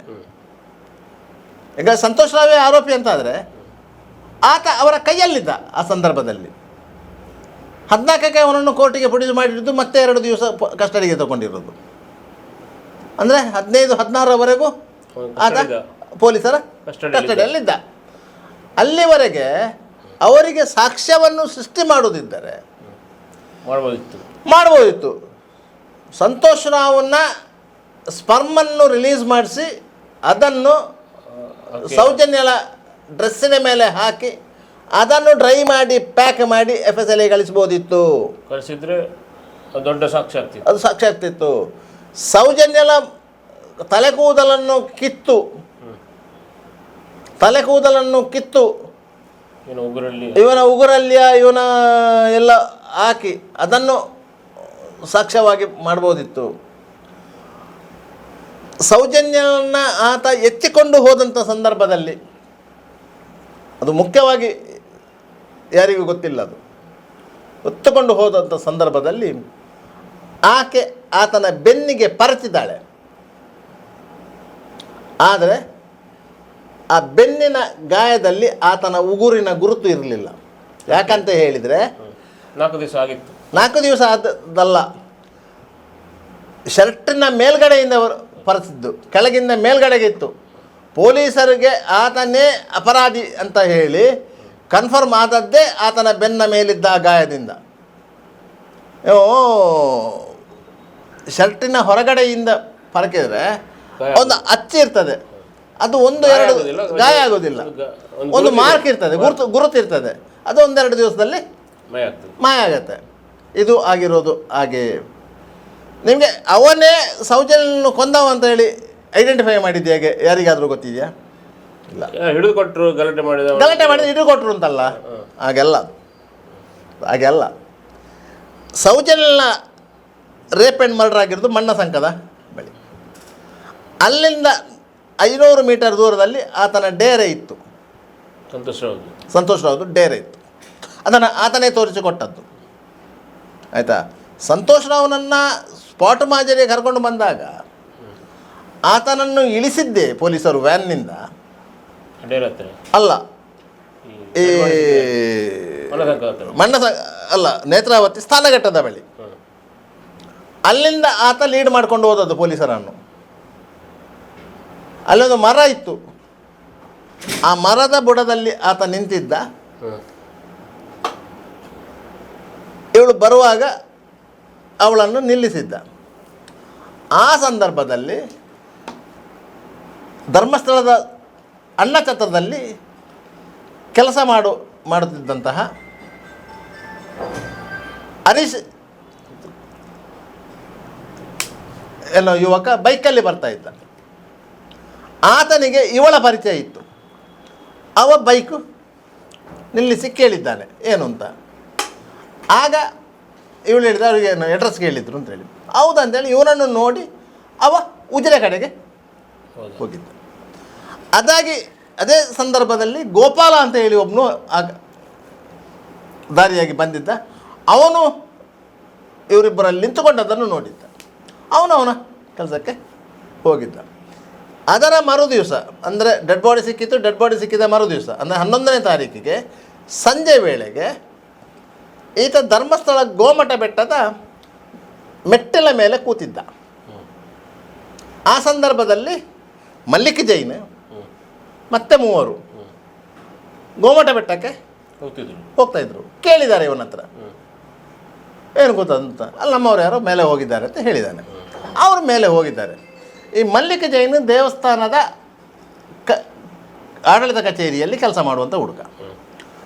ಅವನು ಮತ್ತು ಅವನ ಬಾವಂದು ಸ್ಟುಡಿಯೋ ಇದೆ ಅಲ್ಲಿ. ಗೋಮಟ ಬೆಟ್ಟಕ್ಕೆ ಹೋದಂಥ ಪ್ರವಾಸಿಗರು ಗೊಮ್ಮಟೇಶ್ವರನ ಎದುರು ನಿಂತು ಫೋಟೋ ತೆಗೆದುಕೊಳ್ಳುವುದೊಂದು ಹವ್ಯಾಸ. ಅದಕ್ಕೆ ಬೇಕಾಗಿ ಅಲ್ಲಿ ಒಬ್ಬರು ಸ್ಟುಡಿಯೋ ಇಟ್ಟುಕೊಂಡಿದ್ದಾರೆ. ಅವರು ಆಗಿಂದಾಗಲೇ ಫೋಟೋ ಪ್ರಿಂಟ್ ಮಾಡಿ ಕೊಡ್ತಾಯಿದ್ರು. ಅದರಿಂದಾಗಿ ಅವನು ಅಲ್ಲಿಗೆ ಹೋಗಿ ಮಾತನಾಡಿಕೊಂಡು ಮತ್ತು ಇಡೀ ಯಾಕಂದರೆ 6 ಗಂಟೆಯ ನಂತರ ಅಲ್ಲಿ ಯಾರನ್ನು ಪ್ರವಾಸಿಗರನ್ನು ನಿಲ್ಲಲಿಕ್ಕೆ ಬಿಡುವುದಿಲ್ಲ, ಬೇರೆ ಬೇರೆ ಚಟುವಟಿಕೆಗಳು ಆರಂಭವಾಗ್ತದೆ ಅಂತ ಅನ್ನೋ ಕಾರಣಕ್ಕಾಗಿ. ಅದರಿಂದಾಗಿ ಎಲ್ಲ ಬರುವಾಗಲೂ ಇವ ಅಲ್ಲೇ ಕೂತಿದ್ದ. ಆಗ ಕೇಳಿದ್ದಾರೆ, ಏನು ಹೋಗಲಿಲ್ಲ ನೀನು ಅಂತ. ಇವನ ಹತ್ರ ಒಂದು ಚೀಲ ಇತ್ತು ಕೈಯಲ್ಲಿ. ಹೋಗಲಿಲ್ಲ, ಹೋಗಲಿ, ಮೇಲೆ ಯಾರಿಲ್ಲ, ಅಲ್ಲಿ ಹುಡ್ಕೊಂಡು ಬಂದು ಹೋಗು ಅಂತ. ಆಗ ಇವರೊಟ್ಟಿಗೆ ಕೆಳಗೆ ಇಳ್ಕೊಂಡು ಬಂದಂಥ ಸಂದರ್ಭದಲ್ಲಿ ಗೌರಿ ಮಾರುಕಟ್ಟೆಯಿಂದ ಸ್ವಲ್ಪ ಮುಂದಕ್ಕೆ ಅಂದರೆ ಕರೆಕ್ಟ್ ಅಲ್ಲಪ್ಪ ಬೆಟ್ಟದ ಎದುರುಗಡೆಗೆ ಅಲ್ಲೊಂದು ಪೊಲೀಸ್ ವ್ಯಾನು ನಿಂತಿತ್ತು. ಅದು KSRP ಅವ್ರದ್ದು ವ್ಯಾನು, ರಿಸರ್ವ್ ಪೊಲೀಸ್ದು ವ್ಯಾನು. ಅವರು ಯಾವುದೋ ಕಾರ್ಯಕ್ಕೆ ಬಂದವರು ಅಲ್ಲಿ ನಿಲ್ಲಿಸಿದಲ್ಲ, ಅವ್ರು ಬಂದವರು ದೇವಸ್ಥಾನಕ್ಕೆ ಬಂದು ದೇವರ ದರ್ಶನ ಮಾಡಿ ಊಟ ಮಾಡಿ ಹೋಗುವಂತಲ್ಲಿ ಅಲ್ಲಿ ವ್ಯಾನ್ ನಿಲ್ಲಿಸಿ ಅವರು ದೇವಸ್ಥಾನಕ್ಕೆ ಹೋಗಿದ್ದಾರೆ ಪೊಲೀಸ್ನವರು. ಈ ಪೊಲೀಸನ್ನು ನೋಡಿ ಹೆದರಿ ಓಡಲಿಕ್ಕೆ ಆರಂಭಿಸಿ ಅಲ್ಲಿವರೆಗೆ ನಡ್ಕೊಂಡು ಬೀದಲ್ಲಿ ಬಂದಿದ್ದಾನೆ. ಆಯಿತಾ? ಯಾವಾಗ ಪೊಲೀಸ್ ವ್ಯಾನನ್ನು ನೋಡಿದ್ನೋ ಅವನು ಅಲ್ಲಿಂದ ಓಡಲಿಕ್ಕೆ ಶುರು ಮಾಡಿದ. ಆಗ ಅವ್ರಿಗೆ ಡೌಟ್ ಆಯಿತು, ಹೋಗಿ ಹಿಡಿದ್ರು. ಆಯಿತಾ? ಹಿಡಿದಾಗ ಈ ಹರೀಶ ಬಂದ, ಮಡಿವಾಳ ಬಂದ. ಅವ 2 ದಿವಸದ ಹಿಂದೆ ನೋಡಿದವನು. ಅವ ಬಂದು ಹೇಳಿದ, ಮೊನ್ನೆ ಸೌಜನ್ಯ ಹತ್ರ ಮಾತಾಡ್ತಿದ್ದ ಇವನೇ ಅಂತ. ಆಗ 2 ಪೆಟ್ಟು ಬಿತ್ತು. ಆಗ ಜನರಲ್ಲಿ ಸೌಜನ್ಯನ ಕೊಂದದ್ದು ಇವನೇ ಅಂತ ಹೇಳಿದ. ಅಷ್ಟೊತ್ತಿಗೆ ಪೊಲೀಸ್ ಅಲ್ಲೇ ಪಕ್ಕದಲ್ಲಿ ಔಟ್ಪೋಸ್ಟ್ ಇದ್ದದ್ದು, ಅಲ್ಲಿನ ಪೊಲೀಸರು ಬಂದರು, ಮಾಹಿತಿ ಹೋಯಿತು, ಜೀಪು ಬಂತು. ಮತ್ತು ಕೊನೆಗೆ ಆ ಜನರ ಕೈಯಿಂದ ಅವನನ್ನು ಬಿಡಿಸಿ ಅಷ್ಟು ಮಂದಿಯ ಮಧ್ಯದಲ್ಲೂ ಸಹ ಅವು ಒಂದು ಚೂರು ಅಲ್ಕಲಿಲ್ಲ. ಯಾಕಂದರೆ ಅವನಿಗೆ ಕರಾಟೆಯಲ್ಲಿ ಬ್ಲ್ಯಾಕ್ ಬೆಲ್ಟ್ ಆಗಿತ್ತು. ಕೆಲವೊಂದು ಸಮಸ್ಯೆಗಳಿತ್ತು ದೈಹಿಕವಾಗಿ, ಆದರೂ ಫಿಸಿಕಲಿ ಸ್ಟ್ರಾಂಗ್ ಇದ್ದ. ಅವನನ್ನು ಎತ್ತಿ ಜೀಪಿಗೆ ಹಾಕಿ ಬೆಳ್ತಂಗಡಿಗೆ ಕರ್ಕೊಂಡು ಹೋದ. ಅಷ್ಟೊತ್ತಿಗೆ ಅಷ್ಟು ಜನ ಸೇರಿದ್ರಲ್ಲ, ಸೌಜನ್ಯನ ಕೊಂದವ ಸಿಕ್ಕಿ ಬಿದ್ದ ಅಂತೇಳಿ ಅಷ್ಟು ಜನರು ಇದ್ದಬದ್ದ ವಾರದಲ್ಲಿ ಬೆಳ್ತಂಗಡಿ ಸ್ಟೇಷನ್ಗೆ ಬಂದರು. MCC ಬ್ಯಾಂಕ್ ಲಿಮಿಟೆಡ್ ಬೆಳ್ಮಣ್ಣಲ್ಲಿ MCC ಬ್ಯಾಂಕಿನ 19ನೇ ಶಾಖೆಯನ್ನ ಆರಂಭಿಸುವ ಸುಸಂದರ್ಭದ ಪ್ರಯುಕ್ತ ಆಯ್ದ ನಿರಕ್ಕು ಠೇವಣಿಗಳ ಮೇಲೆ 8% ಆಕರ್ಷಕ ಬಡ್ಡಿ ಹಾಗೂ ₹1,200ರಿಂದ ಆರಂಭವಾಗುವ ಅತಿ ಕಡಿಮೆ ಬಾಡಿಗೆಯಲ್ಲಿ ಭದ್ರತಾ ಲಾಕರ್ಗಳು. 113 ವರ್ಷಗಳಿಂದ ನಿಮ್ಮ ಸೇವೆಯಲ್ಲಿ. ಹಿಂದೆ ನಿಮ್ಮ ಹತ್ತಿರದ MCC ಬ್ಯಾಂಕ್ ಶಾಖೆಯನ್ನು ಸಂಪರ್ಕಿಸಿರಿ. ದೂರವಾಣಿ ಸಂಖ್ಯೆ 7090701105. Toll free number 1800123296. ಷರತ್ತುಗಳು ಅನ್ವಯ. ಆಯಿತಾ? ಬೆಳ್ತಂಗಡಿ ಸ್ಟೇಷನ್ಗೆ ಬಂದರು. ಯಾಕಂತ ಹೇಳಿದರೆ ಹಿಂದಿನ ದಿವಸ ಅಷ್ಟು ಜನ ಸೇರಿತ್ತು, ಎಲ್ಲ ಆಗಿತ್ತು. SP ಅವರು ಸ್ಟೇಷನಲ್ಲಿದ್ದರು. SP ಅವರು ಸ್ಟೇಷನ್ ಇದ್ದರು. ASP ಇದ್ದರು, ಅಭಿಷೇಕ್ ಗೋಯಲ್ ಅಲ್ಲ, ಅಭಿಷೇಕ್ ಗೋಯಲ್ SP, ASP ಅನುಚಿತ್, ಉಪ್ಪಿನಂಗಡಿ ಇನ್ಸ್ಪೆಕ್ಟ್ರು ಇವರು ಯಾರು ಉಪ್ಪಿನಂಗಡಿ ಇನ್ಸ್ಪೆಕ್ಟರ್ ಇದ್ದರು, ಅವರಿಗೆ ರಿಟೈರ್ಡ್ ಆಗಿದ್ದಾರೆ. ಆಯಿತಾ?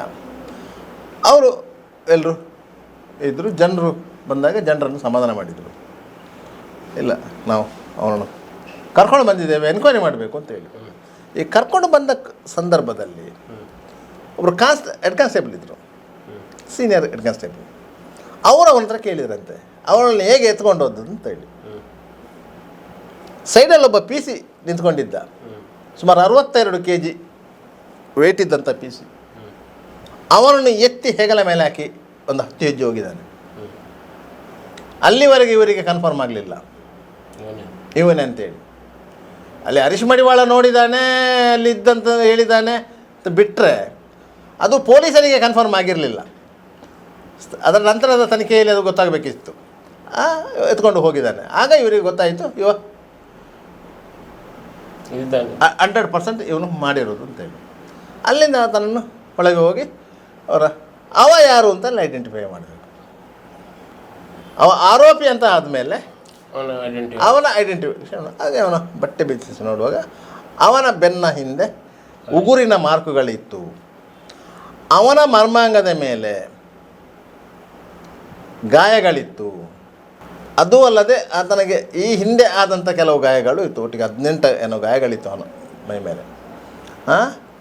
ಅದರಿಂದಾಗಿ ಆತನೇ ಈ ಪ್ರಕರಣದ ಆರೋಪಿ ಅಂತ ಆತನನ್ನು ಪರೀಕ್ಷೆ ಮಾಡಿದಂತಹ ಪೊಲೀಸ್ ಅಧಿಕಾರಿಗಳು ಖಚಿತಪಡಿಸ್ಕೊಂಡ ಮೇಲೆ ಇಷ್ಟೊತ್ತಿಗೆ ಜನರು ಸಮಾಧಾನ ಮಾಡಿದರು. ಅಲ್ಲಿ ಕೆಲವು ಪ್ರಮುಖರಿದ್ದರು. ಅವರನ್ನು ಠಾಣೆಯ ಒಳಗೆ ಕರೆಸಿದ್ರು. 4 ಮಂದಿ ಕರೆಸಿ ಅವರಿಗೆ ತೋರಿಸಿ, ನೋಡಿ ಹೌದು ಅಂತೇಳಿ ನಮಗೆ ಕನ್ಫರ್ಮ್ ಆಗಿದೆ, ನಾವು ನಮ್ಮ ಪ್ರೊಸೀಜರ್ ಮಾಡಿಕೊಂಡು ಅವನನ್ನು ಕೋರ್ಟಿಗೆ ಪ್ರೊಡ್ಯೂಸ್ ಮಾಡ್ತೇವೆ, ನೀವು ಆದಷ್ಟು ಸಂಯಮದಿಂದ ವರ್ತಿಸಬೇಕು ಹೋಗಿದೆ. ಇಷ್ಟೊತ್ತಿಗೆ ಅಲ್ಲಿ 2 ಗುಂಪುಗಳಾಯಿತು ಜನರಲ್ಲಿ. ಯಾಕಂದರೆ ಒಳಗೆ ಹೋದವರು ಹಿಂದೂ ಪರ ಸಂಘಟನೆಗಳಲ್ಲಿ ಗುರುತಿಸಿಕೊಂಡಿದ್ದಂಥವರು, ಭಾಸ್ಕರ್ ಧರ್ಮಸ್ಥಳ ಅವರಿವರೆಲ್ಲ. ಮತ್ತೊಂದು ಗುಂಪಿತ್ತು, ಮಹೇಶ್ ಶೆಟ್ಟಿ ತಿಮ್ಮರೋಡಿಯವರ ಗುಂಪು ಇತ್ತು. ಆಯಿತಾ, ಇಷ್ಟೊತ್ತಿಗೆ ಠಾಣೆಯ ಮೇಲೆ ಕಲ್ಲು ತೂರಾಟ ಆಯಿತು. ಪೊಲೀಸರು ಲಾಠಿ ಚಾರ್ಜ್ ಮಾಡಿದರು. ಮಾಜಿ ತಾಲೂಕು ಪಂಚಾಯತ್ ಸದಸ್ಯನೊಬ್ಬನ ಕಾಲು ಮುರಿಯಿತು. ಹೊಸ SC ಕಮ್ಯುನಿಟಿಗೆ ಸೇರಿದವರು, ಅವರು ಕಾಲು ಮುರಿಯಿತು. ಅವರನ್ನು ಮಹೇಶ್ ಶೆಟ್ಟಿ ತಿಮ್ಮರೋಡಿ ಮತ್ತು ಅವರು ಸೇರಿಕೊಂಡು ಬೆಳ್ತಂಗಡಿ ಆಸ್ಪತ್ರೆಗೆ ಅಡ್ಮಿಟ್ ಮಾಡಿದರು. ಪೊಲೀಸರು ದೌರ್ಜನ್ಯ ಮಾಡಿದರು ಅಂತ ಹೇಳಿ ಇದು ಪೊಲೀಸರಲ್ಲಿ ಮತ್ತೊಮ್ಮೆ ಗೊಂದಲ ಸೃಷ್ಟಿಯಾಯಿತು. ಮತ್ತು ಅವನನ್ನು ಒತ್ತಾಯಪೂರ್ವಕವಾಗಿ ಆಸ್ಪತ್ರೆಯಿಂದ ಡಿಸ್ಚಾರ್ಜ್ ಮಾಡಿಸಿದರು. ಕೇಸ್ ಆದರೆ ಪೊಲೀಸರ ಮೇಲೆ ಕೇಸ್ ಆಗುತ್ತೆ ಅಂತ. ಮತ್ತು ಆ ಎಲ್ಲ ಗೊಂದಲಗಳ ಮಧ್ಯೆ ಸಂತೋಷ್ ರಾವ್ನನ್ನು ಮೆಡಿಕಲ್ ಮಾಡಿದರು. ಅದರ ನಂತರ ಆವತ್ತಲ್ಲ, ಅದರ ಮರು ದಿವಸ ಆತನನ್ನು KS ಹೆಗಡೆ ಮೆಡಿಕಲ್ ಕಾಲೇಜಿನ forensic specialist doctor Mahabalesh Shetty ಅವರ ಎದುರು ಪ್ರೊಡ್ಯೂಸ್ ಮಾಡಿದರು. ಅದು ಅವತ್ತೇ ಮಾಡಬೇಕಿತ್ತಲ್ಲ, ಆವತ್ತಂದರೆ ರಾತ್ರಿ ಆಗಿತ್ತಲ್ಲ, ವೈದ್ಯರ ಸಮಯ ಕೇಳಬೇಕಲ್ಲ, ಎಷ್ಟೊತ್ತಿಗೆ ಕರ್ಕೊಂಡು ಬರ್ಬೇಕಂತೇಳಿ. ಹಾಗೆ ಕರ್ಕೊಂಡು ಬಂದು ಆತನನ್ನು ತಂದು ಪುಂಜಲಗಟ್ಟೆ ಪೊಲೀಸ್ ಠಾಣೆಯಲ್ಲಿ ಇಟ್ಟಿದ್ದರು. ಪುಂಜಲಗಟ್ಟೆಯಲ್ಲಿ ಔಟ್ ಪೋಸ್ಟ್ ಇತ್ತು, ಪೊಲೀಸ್ ಠಾಣೆ ಇರಲಿಲ್ಲ, ಪುಂಜಲಗಟ್ಟೆ ಔಟ್ ಪೋಸ್ಟಲ್ಲಿ ಇಟ್ಟಿದ್ದರು. ಅಲ್ಲಿಂದ KS ಹೆಗಡೆ ಹಾಸ್ಪಿಟ್ಲಿಗೆ ಕರ್ಕೊಂಡು ಬಂದು ಅಲ್ಲಿ ಅವನನ್ನು ಅವರು ಮೆಡಿಕಲ್ ಟೆಸ್ಟ್ ಮಾಡಿದ್ರು. ಅವನ ಮಾತಾಡಿದ್ದಾರೆ, ಅವನು ಒಪ್ಪಿಕೊಂಡಿದ್ದಾನೆ. ಡಾಕ್ಟ್ರ್ ಕೇಳಿದ್ದಕ್ಕೆ ಒಪ್ಪಿಕೊಂಡಿದ್ದಾನೆ. ಯಾಕಂದರೆ ಅವನ ಮರ್ಮಾಂಗದ ಮೇಲಿದ್ದ ಗಾಯ ಇದೆಯಲ್ಲ, ಅದು ಕೇವಲ 48 ಗಂಟೆಗಳ ಒಳಗೆ ಆದ ಗಾಯ ಅಂತ ಹೇಳ್ತಾರೆ ಅವರು. ಅವರ ರಿಪೋರ್ಟಲ್ಲೇ ಇದೆ ಯಾವ್ಯಾವ ಗಾಯಗಳು ಎಷ್ಟೆಷ್ಟು ಸಮಯದ ಅಂತರದಲ್ಲಿ ಆದದ್ದು. ಅದರಿಂದಾಗಿ ಅದರಲ್ಲಿ ಬೇರೆ ಡೌಟು ಇರಲಿಲ್ಲ. ಆದ್ದರಿಂದ ಅವನನ್ನು ಕರ್ಕೊಂಡು ಬಂದಿದ್ದಾರೆ, ಇವರು ನ್ಯಾಯಾಲಯಕ್ಕೆ ಹಾಜರುಪಡಿಸಿದ್ದಾರೆ, ಜುಡಿಷಿಯಲ್ ಕಸ್ಟಡಿಗೆ ಹೋಗಿದ್ದಾರೆ. ಇದಾದ ನಂತರ ಇದು ಸುಮಾರು 16ನೇ ತಾರೀಕಿನಿಗೆ ಆ ಒಂದು ಪ್ರಾಥಮಿಕ ವಿಚಾರಣೆ ಮುಗಿದಿದೆ. ಗೊಂದಲದ ಸೃಷ್ಟಿ ಏನಾಗಿತ್ತು, ಗೊಂದಲಗಳೆಲ್ಲ ಅದು ಸಹಜ ಸ್ಥಿತಿಗೆ. ಈ CID ಕೊಡಲಿಕ್ಕೆ ಏನು ಕಾರಣ ಇದೆ? ಆನಂತರ ಅಲ್ಲ, ತದನಂತರ ಧರ್ಮಸ್ಥಳದ ನಾಗರಿಕರು, ಉಜಿರೆಯವರು ಸೇರಿದಂತೆ ತಮ್ಮೂರಲ್ಲಿ ನಡೆದಂಥ ಒಂದು ಘೋರ ಕೃತ್ಯದ ವಿರುದ್ಧ ಒಂದು ಪ್ರತಿಭಟನೆ ಮಾಡಬೇಕು ಅಂತೇಳಿ ಒಂದು ಪ್ರತಿಭಟನೆ ಮಾಡಿದರು. ಇಲ್ಲಿ ಉಜಿರೆಯಲ್ಲಿ ಮಾಡಿದರೆ ಏನು, ಉಜಿರೆಯಲ್ಲಿ ಮಾಡಿದರು. ತದನಂತರ ಮಹೇಶ್ ಶೆಟ್ಟಿ ತಿಮ್ಮರೋಡಿಯವರ ಪ್ರಜಾಪ್ರಭುತ್ವ ವೇದಿಕೆಯಲ್ಲಿ ಅವರೊಂದು ಪ್ರತಿಭಟನೆ ಮಾಡೋದು ಅಂತಾಯಿತು. ಆಯಿತಾ, ಇದರ ಮಧ್ಯೆ ಏನಾಯಿತು ಅಂತ ಹೇಳಿದರೆ KMR ಸ್ವಾಮಿಗಳು ಈ ಹೋರಾಟಕ್ಕೆ ಬಂದರು. ನ್ಯಾಯ ಕೊಡಿಸಬೇಕು ಅಂತೇಳಿ. ಆಯಿತಾ, KMR ಸ್ವಾಮಿಗಳು ಸಂತ್ರಸ್ತೆಯ ಮನೆಗೆ ಹೋಗಬೇಕಂತ ಅವರಿಗೆ ಸಂಪರ್ಕ ಇದ್ದಂಥ ಮಹೇಶ್ ಶೆಟ್ಟಿ ತಿಮ್ಮರೋಡಿಯವರಿಗೆ ಮಾಹಿತಿ ಕೊಟ್ಟಿದ್ದಾರೆ. ಬೇರೆ ಬೇರೆ ಅಲ್ಲಿ ಹಿಂದೂಪರ ಸಂಘಟನೆಗಳಿಗೆ ಮಾಹಿತಿ ಕೊಟ್ಟಿದ್ದಾರೆ. ಅವರು ಅಲ್ಲಿನ ಸ್ಥಳೀಯ ಪತ್ರಕರ್ತರಿಗೆ ಮಾಹಿತಿ ಕೊಟ್ಟಿದ್ದಾರೆ. KMR ಸ್ವಾಮಿಗಳು ಬರ್ತಾರೆ.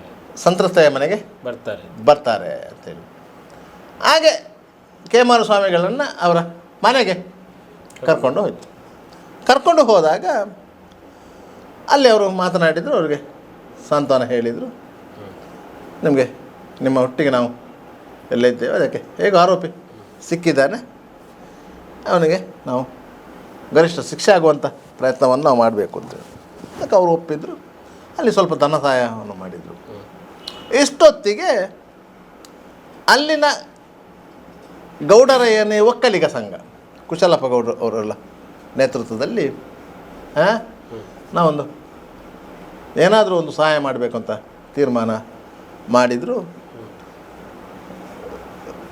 ಒಕ್ಕಲಿಗ ಮಹಾಸಂಸ್ಥಾನದ ಶಾಖಾಮಠ ಕಾವೂರು ಇದರ ಸ್ವಾಮಿಗಳಿಗೆ ಮಾತಾಡಿಕೊಂಡು ಅವರನ್ನು ಕರ್ಕೊಂಡು ಹೋದರು. ಆದಿಚುಂಚನಗಿರಿ ಶಾಖಾಮಠದ ಸ್ವಾಮಿಗಳು ಅವರನ್ನು ಕರ್ಕೊಂಡು ಹೋದರು. 5 ಲಕ್ಷ ರೂಪಾಯಿ ಸಾಂತ್ವನ ನಿಧಿ ಅಂತ ಕೊಟ್ಟರು ಸ್ವಾಮೀಜಿಯವರು. ಅದನ್ನು ತಗೊಂಡು ಅದಾದ ಮರು ದಿವಸವೂ ಅದರ ಹಿಂದಿನ ದಿವಸವೂ ಏನು ಮಾಜಿ ಕೇಂದ್ರ ಸಚಿವ ಜನಾರ್ದನ್ ಪೂಜಾರಿ ಅವರು ಹೋದರು. ಸ್ಥಳೀಯ ಕೆಲವು ಕಾಂಗ್ರೆಸ್ ಮುಖಂಡರು ಹುಟ್ಟಿಗೆ ಹೋದರು. ಅವರಲ್ಲಿ 1 ಲಕ್ಷ ರೂಪಾಯಿ ಸಾಂತ್ವನ ನಿಧಿ, ಅದು ಪರಿಹಾರ ಅಲ್ಲ, ಅದು ಸಾಂತ್ವನ ನಿಧಿ, ಅದು ಯಾವತ್ತೂ ಪರಿಹಾರ ಆಗುವುದಿಲ್ಲ. ಪರಿಹಾರ ಆಗುವುದಿಲ್ಲ, ಅದು ಸಾಂತ್ವನ ನಿಧಿ ಕೊಟ್ಟು ನಿಮ್ಮೊಟ್ಟಿಗೆ ನಾವಿದ್ದೇವೆ ಅಂತ ಹೇಳಿದರು. ಆ ಸಂದರ್ಭದಲ್ಲಿ ಏನಾಯಿತು ಅಂತ ಹೇಳಿದರೆ, ಇದು ಮತ್ತೊಂದು ಮಜಲನ್ನು ತಿರುಗಲಿಕ್ಕೆ ಆರಂಭವಾಯಿತು. ಆದಾಗ ಮಹೇಶೆಟ್ಟಿ ತಿಮ್ಮರೋಡಿಯವರು ಸ್ಥಳೀಯ ಅದನ್ನು ಸೇರಿಕೊಂಡು, ಅದಕ್ಕೆ ಕೆಲವು ಕಮ್ಯುನಿಸ್ಟರು ಸೇರಿಕೊಂಡರು, ಕೊಚ್ಚಿ ಕ್ರಿಶ್ಚಿಯನ್ಗಳು ಸೇರಿಕೊಂಡರು, ಇವರೆಲ್ಲ ಸೇರಿಕೊಂಡು ದೊಡ್ಡ ಮಟ್ಟದ ಪ್ರತಿಭಟನೆ ಮಾಡೋದಂತ ತೀರ್ಮಾನ ಮಾಡಿದರು. ಬೆಳ್ತಂಗಡಿ ಸರ್ಕಾರಿ ಕ್ರೀಡಾಂಗಣದಲ್ಲಿ ಒಂದು ಪ್ರತಿಭಟನೆ ಆಯೋಜನೆ ಮಾಡಿದರು. ಆದಿಚುಂಚನಗಿರಿ ಶಾಖಾಮಠದ ಸ್ವಾಮಿಗಳು ಬರಬೇಕು ಅಂತ ಹೇಳಿದರು. ಅಷ್ಟೊತ್ತಿಗೆ ಅಲ್ಲಿನ ಗೌಡ ಒಕ್ಕಲಿಗರ ಒಕ್ಕಲಿಗರ ನಾಡು ಗೌಡ ಸಮಾಜದವರಿದ್ದಾರಲ್ಲ, ಕುಶಲಗೌಡರು, ಇವರೆಲ್ಲ ಸೇರಿ ಈ ಪ್ರತಿಭಟನೆಗೆ ನಾವು ಬರುವುದಿಲ್ಲ, ಯಾಕಂತ ಹೇಳಿದರೆ ಇದು ಹೈಜಾಕ್ ಆಗಿದೆ, ಹೋರಾಟ ಹೈಜಾಕ್ ಆಗಿದೆ, ಅದು ರಾಷ್ಟ್ರೀಯ ಹಿಂದೂ ಜಾಗರಣೆ ವೇದಿಕೆಯ ಬ್ಯಾನರಲ್ಲಿ ಮಾಡ್ತಾ ಇದ್ದಾರೆ, ನಾವು ಬರುವುದಿಲ್ಲ. ನಮ್ಮ ಸಮಾಜದ ಹೆಣ್ಣುಮಗಳು, ಅವಳಿಗೆ ಅನ್ಯಾಯ ಆಗಿದೆ, ಅದನ್ನು ನಾವು ಖಂಡಿಸಬೇಕು, ನ್ಯಾಯ ಕೊಡಿಸಬೇಕು, ಎಲ್ಲವೂ ಹೌದು, ಆದರೆ ಇನ್ನೊಬ್ಬರೊಂದಿಗೆ ನಾವು ವೇದಿಕೆ ಹಂಚಿಕೊಳ್ಳುವುದಿಲ್ಲ ಅಂತ ಅವರು ಹೇಳಿದರು.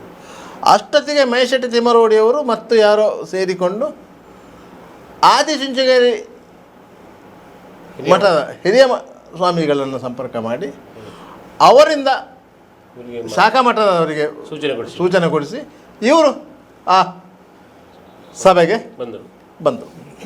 ದೊಡ್ಡ ಮಟ್ಟದಲ್ಲಿ ಸಭೆ ಆಯಿತು.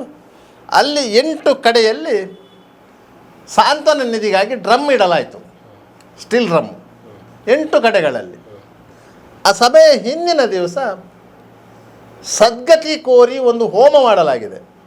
ಎಲ್ಲಿ ಅಂತ ಹೇಳಿದರೆ ಬೆಳ್ತಂಗಡಿಯ IB ಇದೆಯಲ್ಲ, ಅದರ ಹಿಂಬದಿಯಲ್ಲಿ ಪೆರ್ಲ ಸಮೀಪದ ಪೈವಳಿಕೆಯ ಒಬ್ಬರು ಜ್ಯೋತಿಷ್ಯರು ಬಂದು ಅಲ್ಲಿ ಹೋಮ ಮಾಡಿರೋದು. ಅದು ದುಷ್ಟ ಶಕ್ತಿಗಳನ್ನು ನಿಯಂತ್ರಿಸುವ ಒಂದು ಹೋಮ ಅಂತೆ, ಆ ರೀತಿಯಾಗಿ ಮಾಡಿದರು. ಅದಕ್ಕೆ ಹೇಳಿ ಅದೊಂದು ಧಾರ್ಮಿಕ ಕಾರ್ಯಕ್ರಮ ಅಂತ ಹೇಳಿ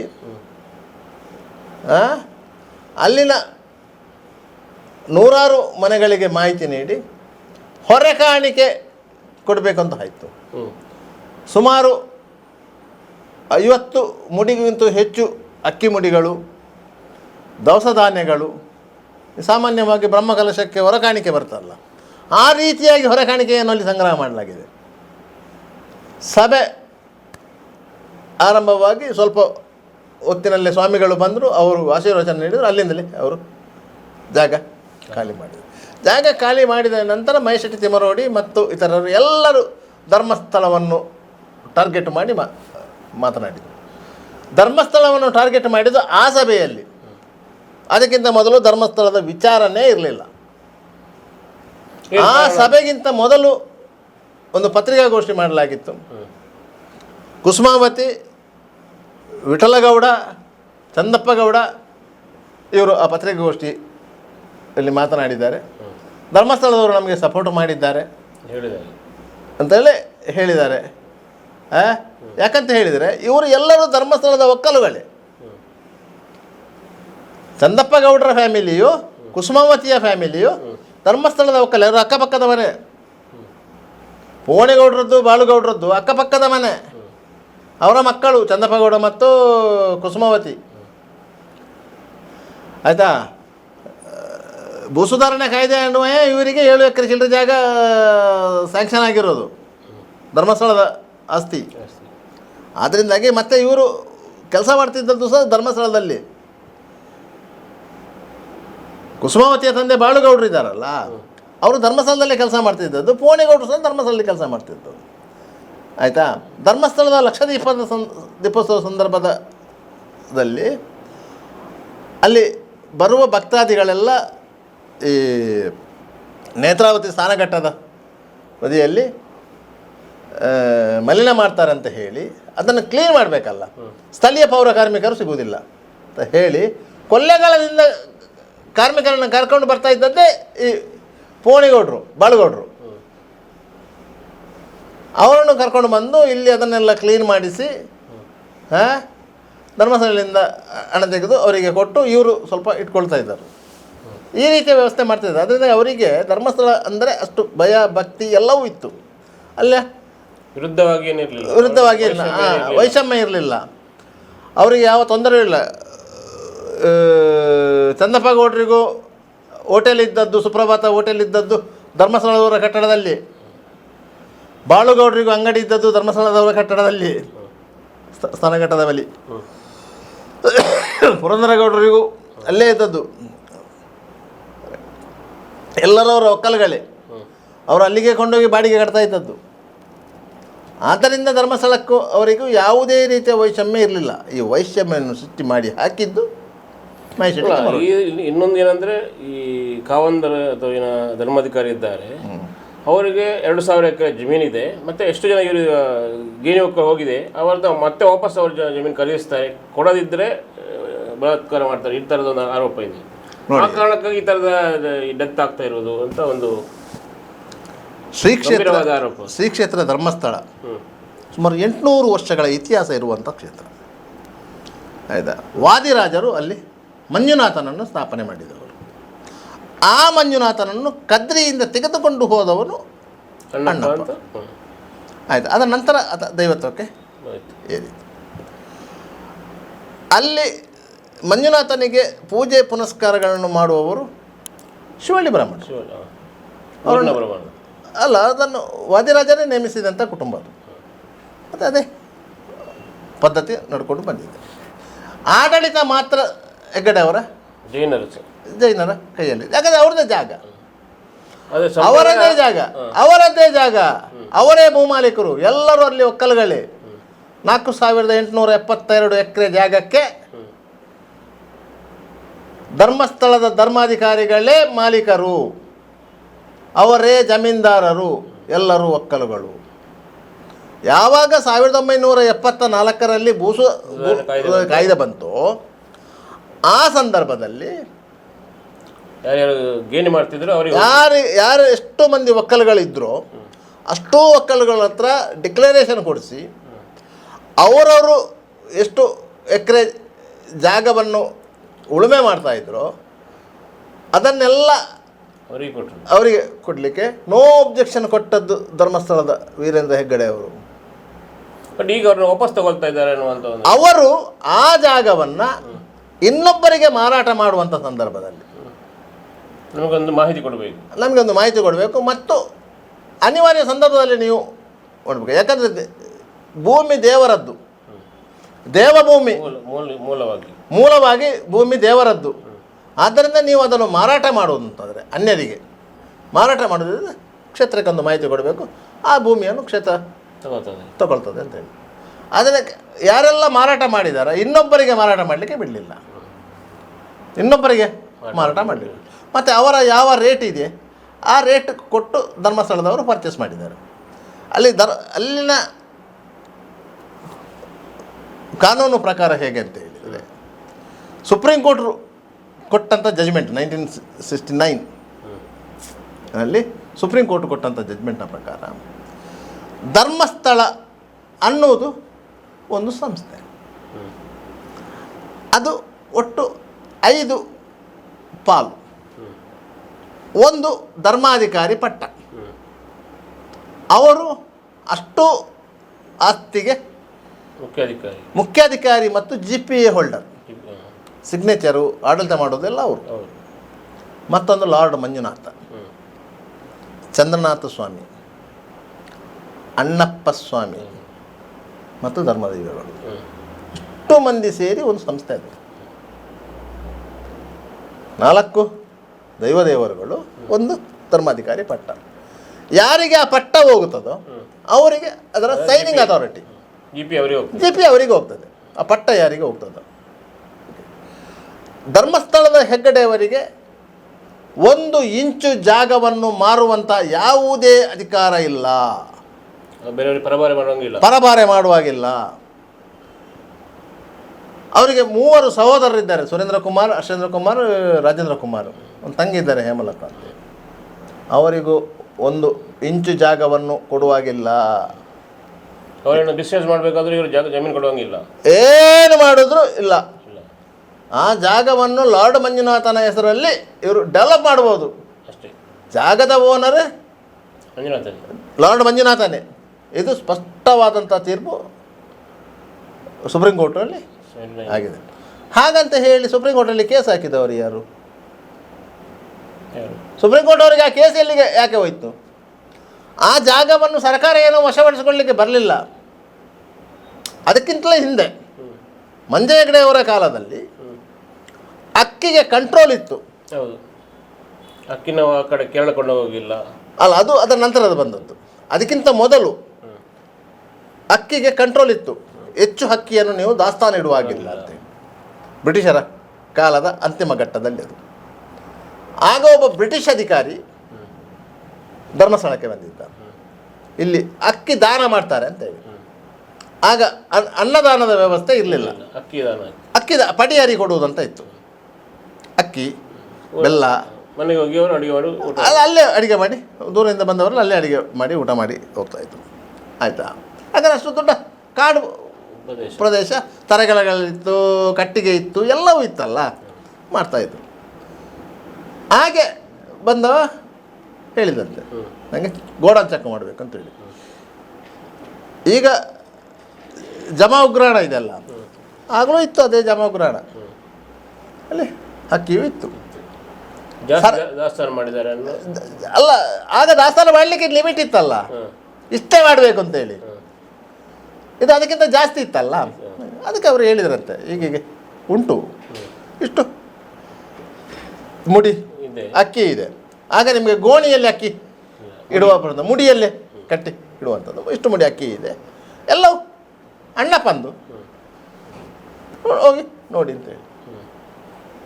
1 ಮುಡಿ ಅಕ್ಕಿಗೆ ಕೈ ಕೊಡಲಿಕ್ಕೆ ಆಗಲಿಲ್ಲ ಅಂತೆ.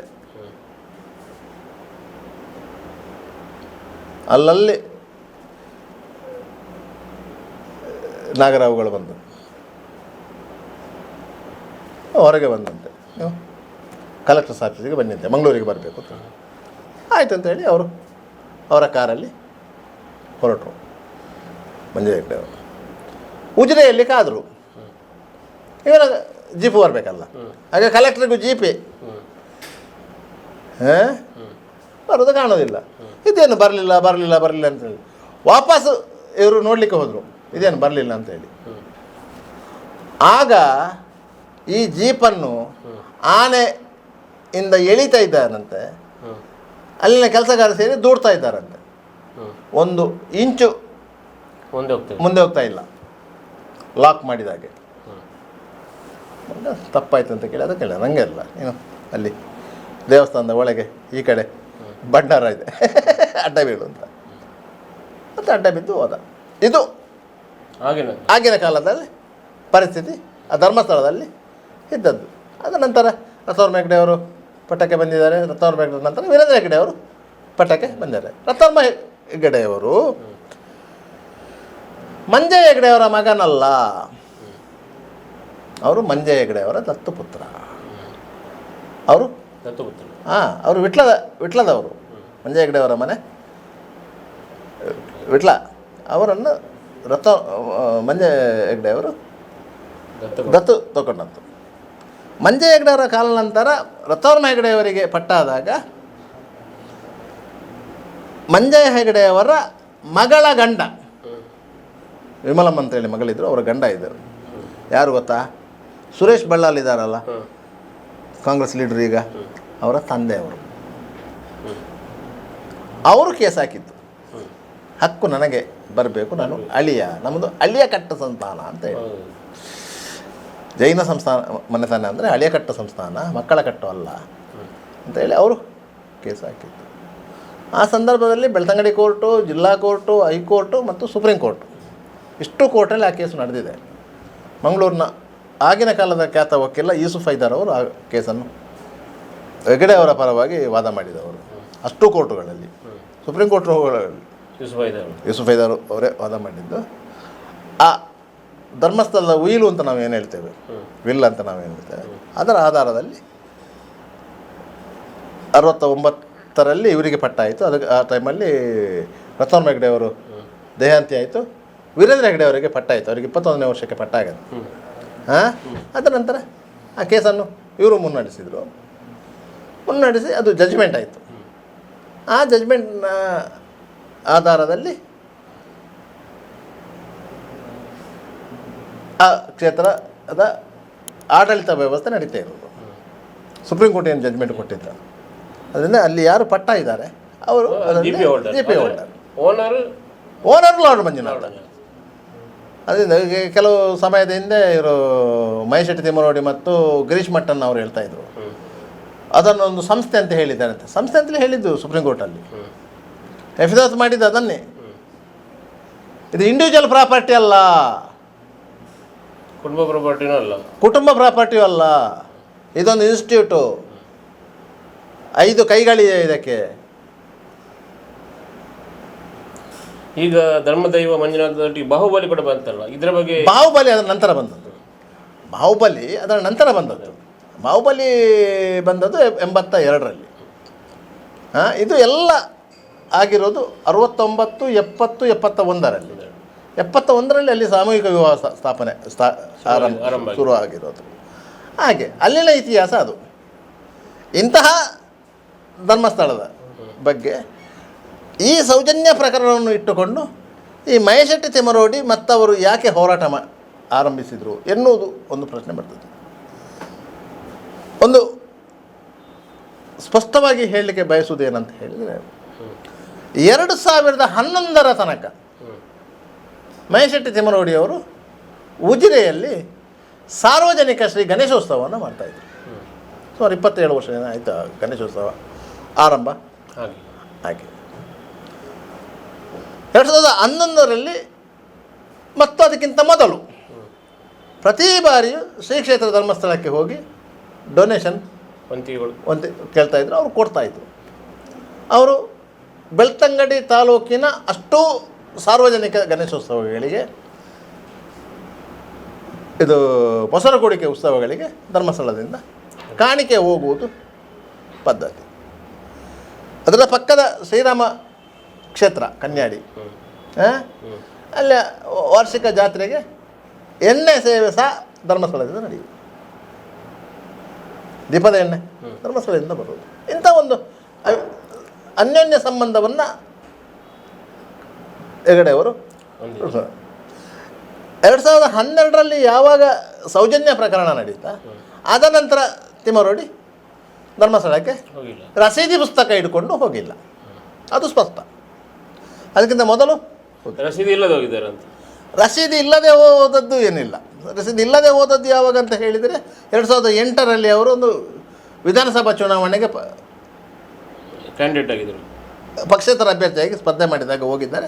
ಆಗ ಅವರು 15,000 ರೂಪಾಯಿಯನ್ನು ಕೊಟ್ಟಿದ್ದಾರೆ. ಅದು ಎಲ್ಲವೂ ದಾಖಲೆಗಳಿಲ್ಲವೇ? ಏನು ದಾಖಲೆಗಳೇ ಇಲ್ಲದ್ದು ಏನು ಇಲ್ಲ. ಆಯಿತಾ. ಆ ಸಂದರ್ಭದಲ್ಲಿ ಒಂದು 30 ಲಕ್ಷ ರೂಪಾಯಿ ವಸಂತ ಮಂಗೇರ ಕಡೆಯಿಂದ ಬಂದಿತ್ತು. ಒಂದು 8 ಲಕ್ಷ ರೂಪಾಯಿ ಖರ್ಚಾಗಿತ್ತು. ಬಾಕಿದ ಹಣ ಉಳಿದಿದೆ. ಅದರ ಲೆಕ್ಕಾಚಾರ ಎಲ್ಲ ಭಾಸ್ಕರ್ ನಾಯ್ಕರ ಹತ್ರ ಇದೆ. ಭಾಸ್ಕರ್ ನಾಯ್ಕ ತಿಮ್ಮನೋಡಿ ಒಟ್ಟಿಗೆ ಇದ್ದವರು, ಅವ್ರ ಹತ್ರ ಆ ಲೆಕ್ಕಾಚಾರಗಳು ಇವೆ. ಹಾಗಾದರೆ ಈ ಮಹೇಶೆಟ್ಟಿ ತಿಮ್ಮರೋಡಿ ಮತ್ತು ಅವರ ಇವರು ಯಾಕೆ ಧರ್ಮಸ್ಥಳದ ವಿರುದ್ಧ ನಿಂತರು ಅಂತ ಪ್ರಶ್ನೆ ಬರ್ತದೆ. ಅಷ್ಟು ಒಳ್ಳೆಯ ಸಂಬಂಧ ಇರುವಾಗ ಯಾಕೆ ನಿಂತರು? ಉಜಿರೆಯ ದಣಿ ಅಂತ ಒಂದು ವ್ಯಕ್ತಿ ಇದ್ದಾರೆ, ವಿಜಯರಾಘವ ಪಟ್ವಟ್ನಾಯ ಅಂತ. ಉಜಿರೆ ಜನಾರ್ದನ ದೇವಸ್ಥಾನ ಅವರದ್ದು. ಈಗ ಅವರ ಮಗ ಅಂದರೆ ಅವರು ಆ ದೇವಸ್ಥಾನದ ಎದುರಿನ ಜಾಗವನ್ನು ದೇವಸ್ಥಾನದ ಹೆಸರಿಗೆ ಮಾಡಿಕೊಂಡಿದ್ರು. ಆ ಸಂದರ್ಭದಲ್ಲಿ ಯಾವುದೋ ಒಂದು ಕಾನೂನಿನ ಲೋಪ ಆಗಿತ್ತು. ಕಾನೂನಿನ ಲೋಪ ಆಗಿತ್ತು. ಇದು ಗೊತ್ತಾದಂಥ ಮಹೇಶೆಟ್ಟಿ ತಿಮ್ಮರೋಡಿಯವರು ಮಾಹಿತಿ ಹಕ್ಕು ಕಾಯ್ದೆ ಅಡಿಯಲ್ಲಿ ಆ ದಾಖಲೆಗಳನ್ನು ತೆಗೆದು ವಿಜಯರಾಘವ ಭಟ್ಟಾರರಿಗೆ ಧರಿಸಿದರು. ನಾನು ಕೋರ್ಟಿಗೆ ಹೋಗ್ತೇನೆ, ನಾನು ಕೇಸ್ ಹಾಕ್ತೇನೆ, ನಿಮಗೆ ಅಲ್ಲಿ ಇಷ್ಟು ಎಕರೆ ಜಾಗ ನೀವು ಕಬಳಿಕೆ ಮಾಡಿದ್ದೀರಿ, ಅತಿಕ್ರಮಣ ಆಗಿದೆ ಅಂತೇಳಿ. ಯಾಕಂದರೆ ಆ ಜಾಗ ಈಚೆಯಿಂದ ಇವರ ಕುಂಜರ್ಪೆಗೆ ಹೊಂದಿಕೊಂಡಂತೆ ಇದೆ. ತಿಮ್ಮರೋಡಿಯ ಕುಂಜರ್ಪೆಗೆ ಹೊಂದಿಕೊಂಡಂತೆ ಇದೆ ಅಂತ ಹೇಳಿದರು. ಅಷ್ಟೊತ್ತಿಗೆ ಇವರು 2 ಎಕರೆ ಜಾಗ ನನ್ನ ಹೆಸರಿಗೆ ಬರೆದು ಕೊಡಿ ಅಂತ ಹೇಳಿದರು.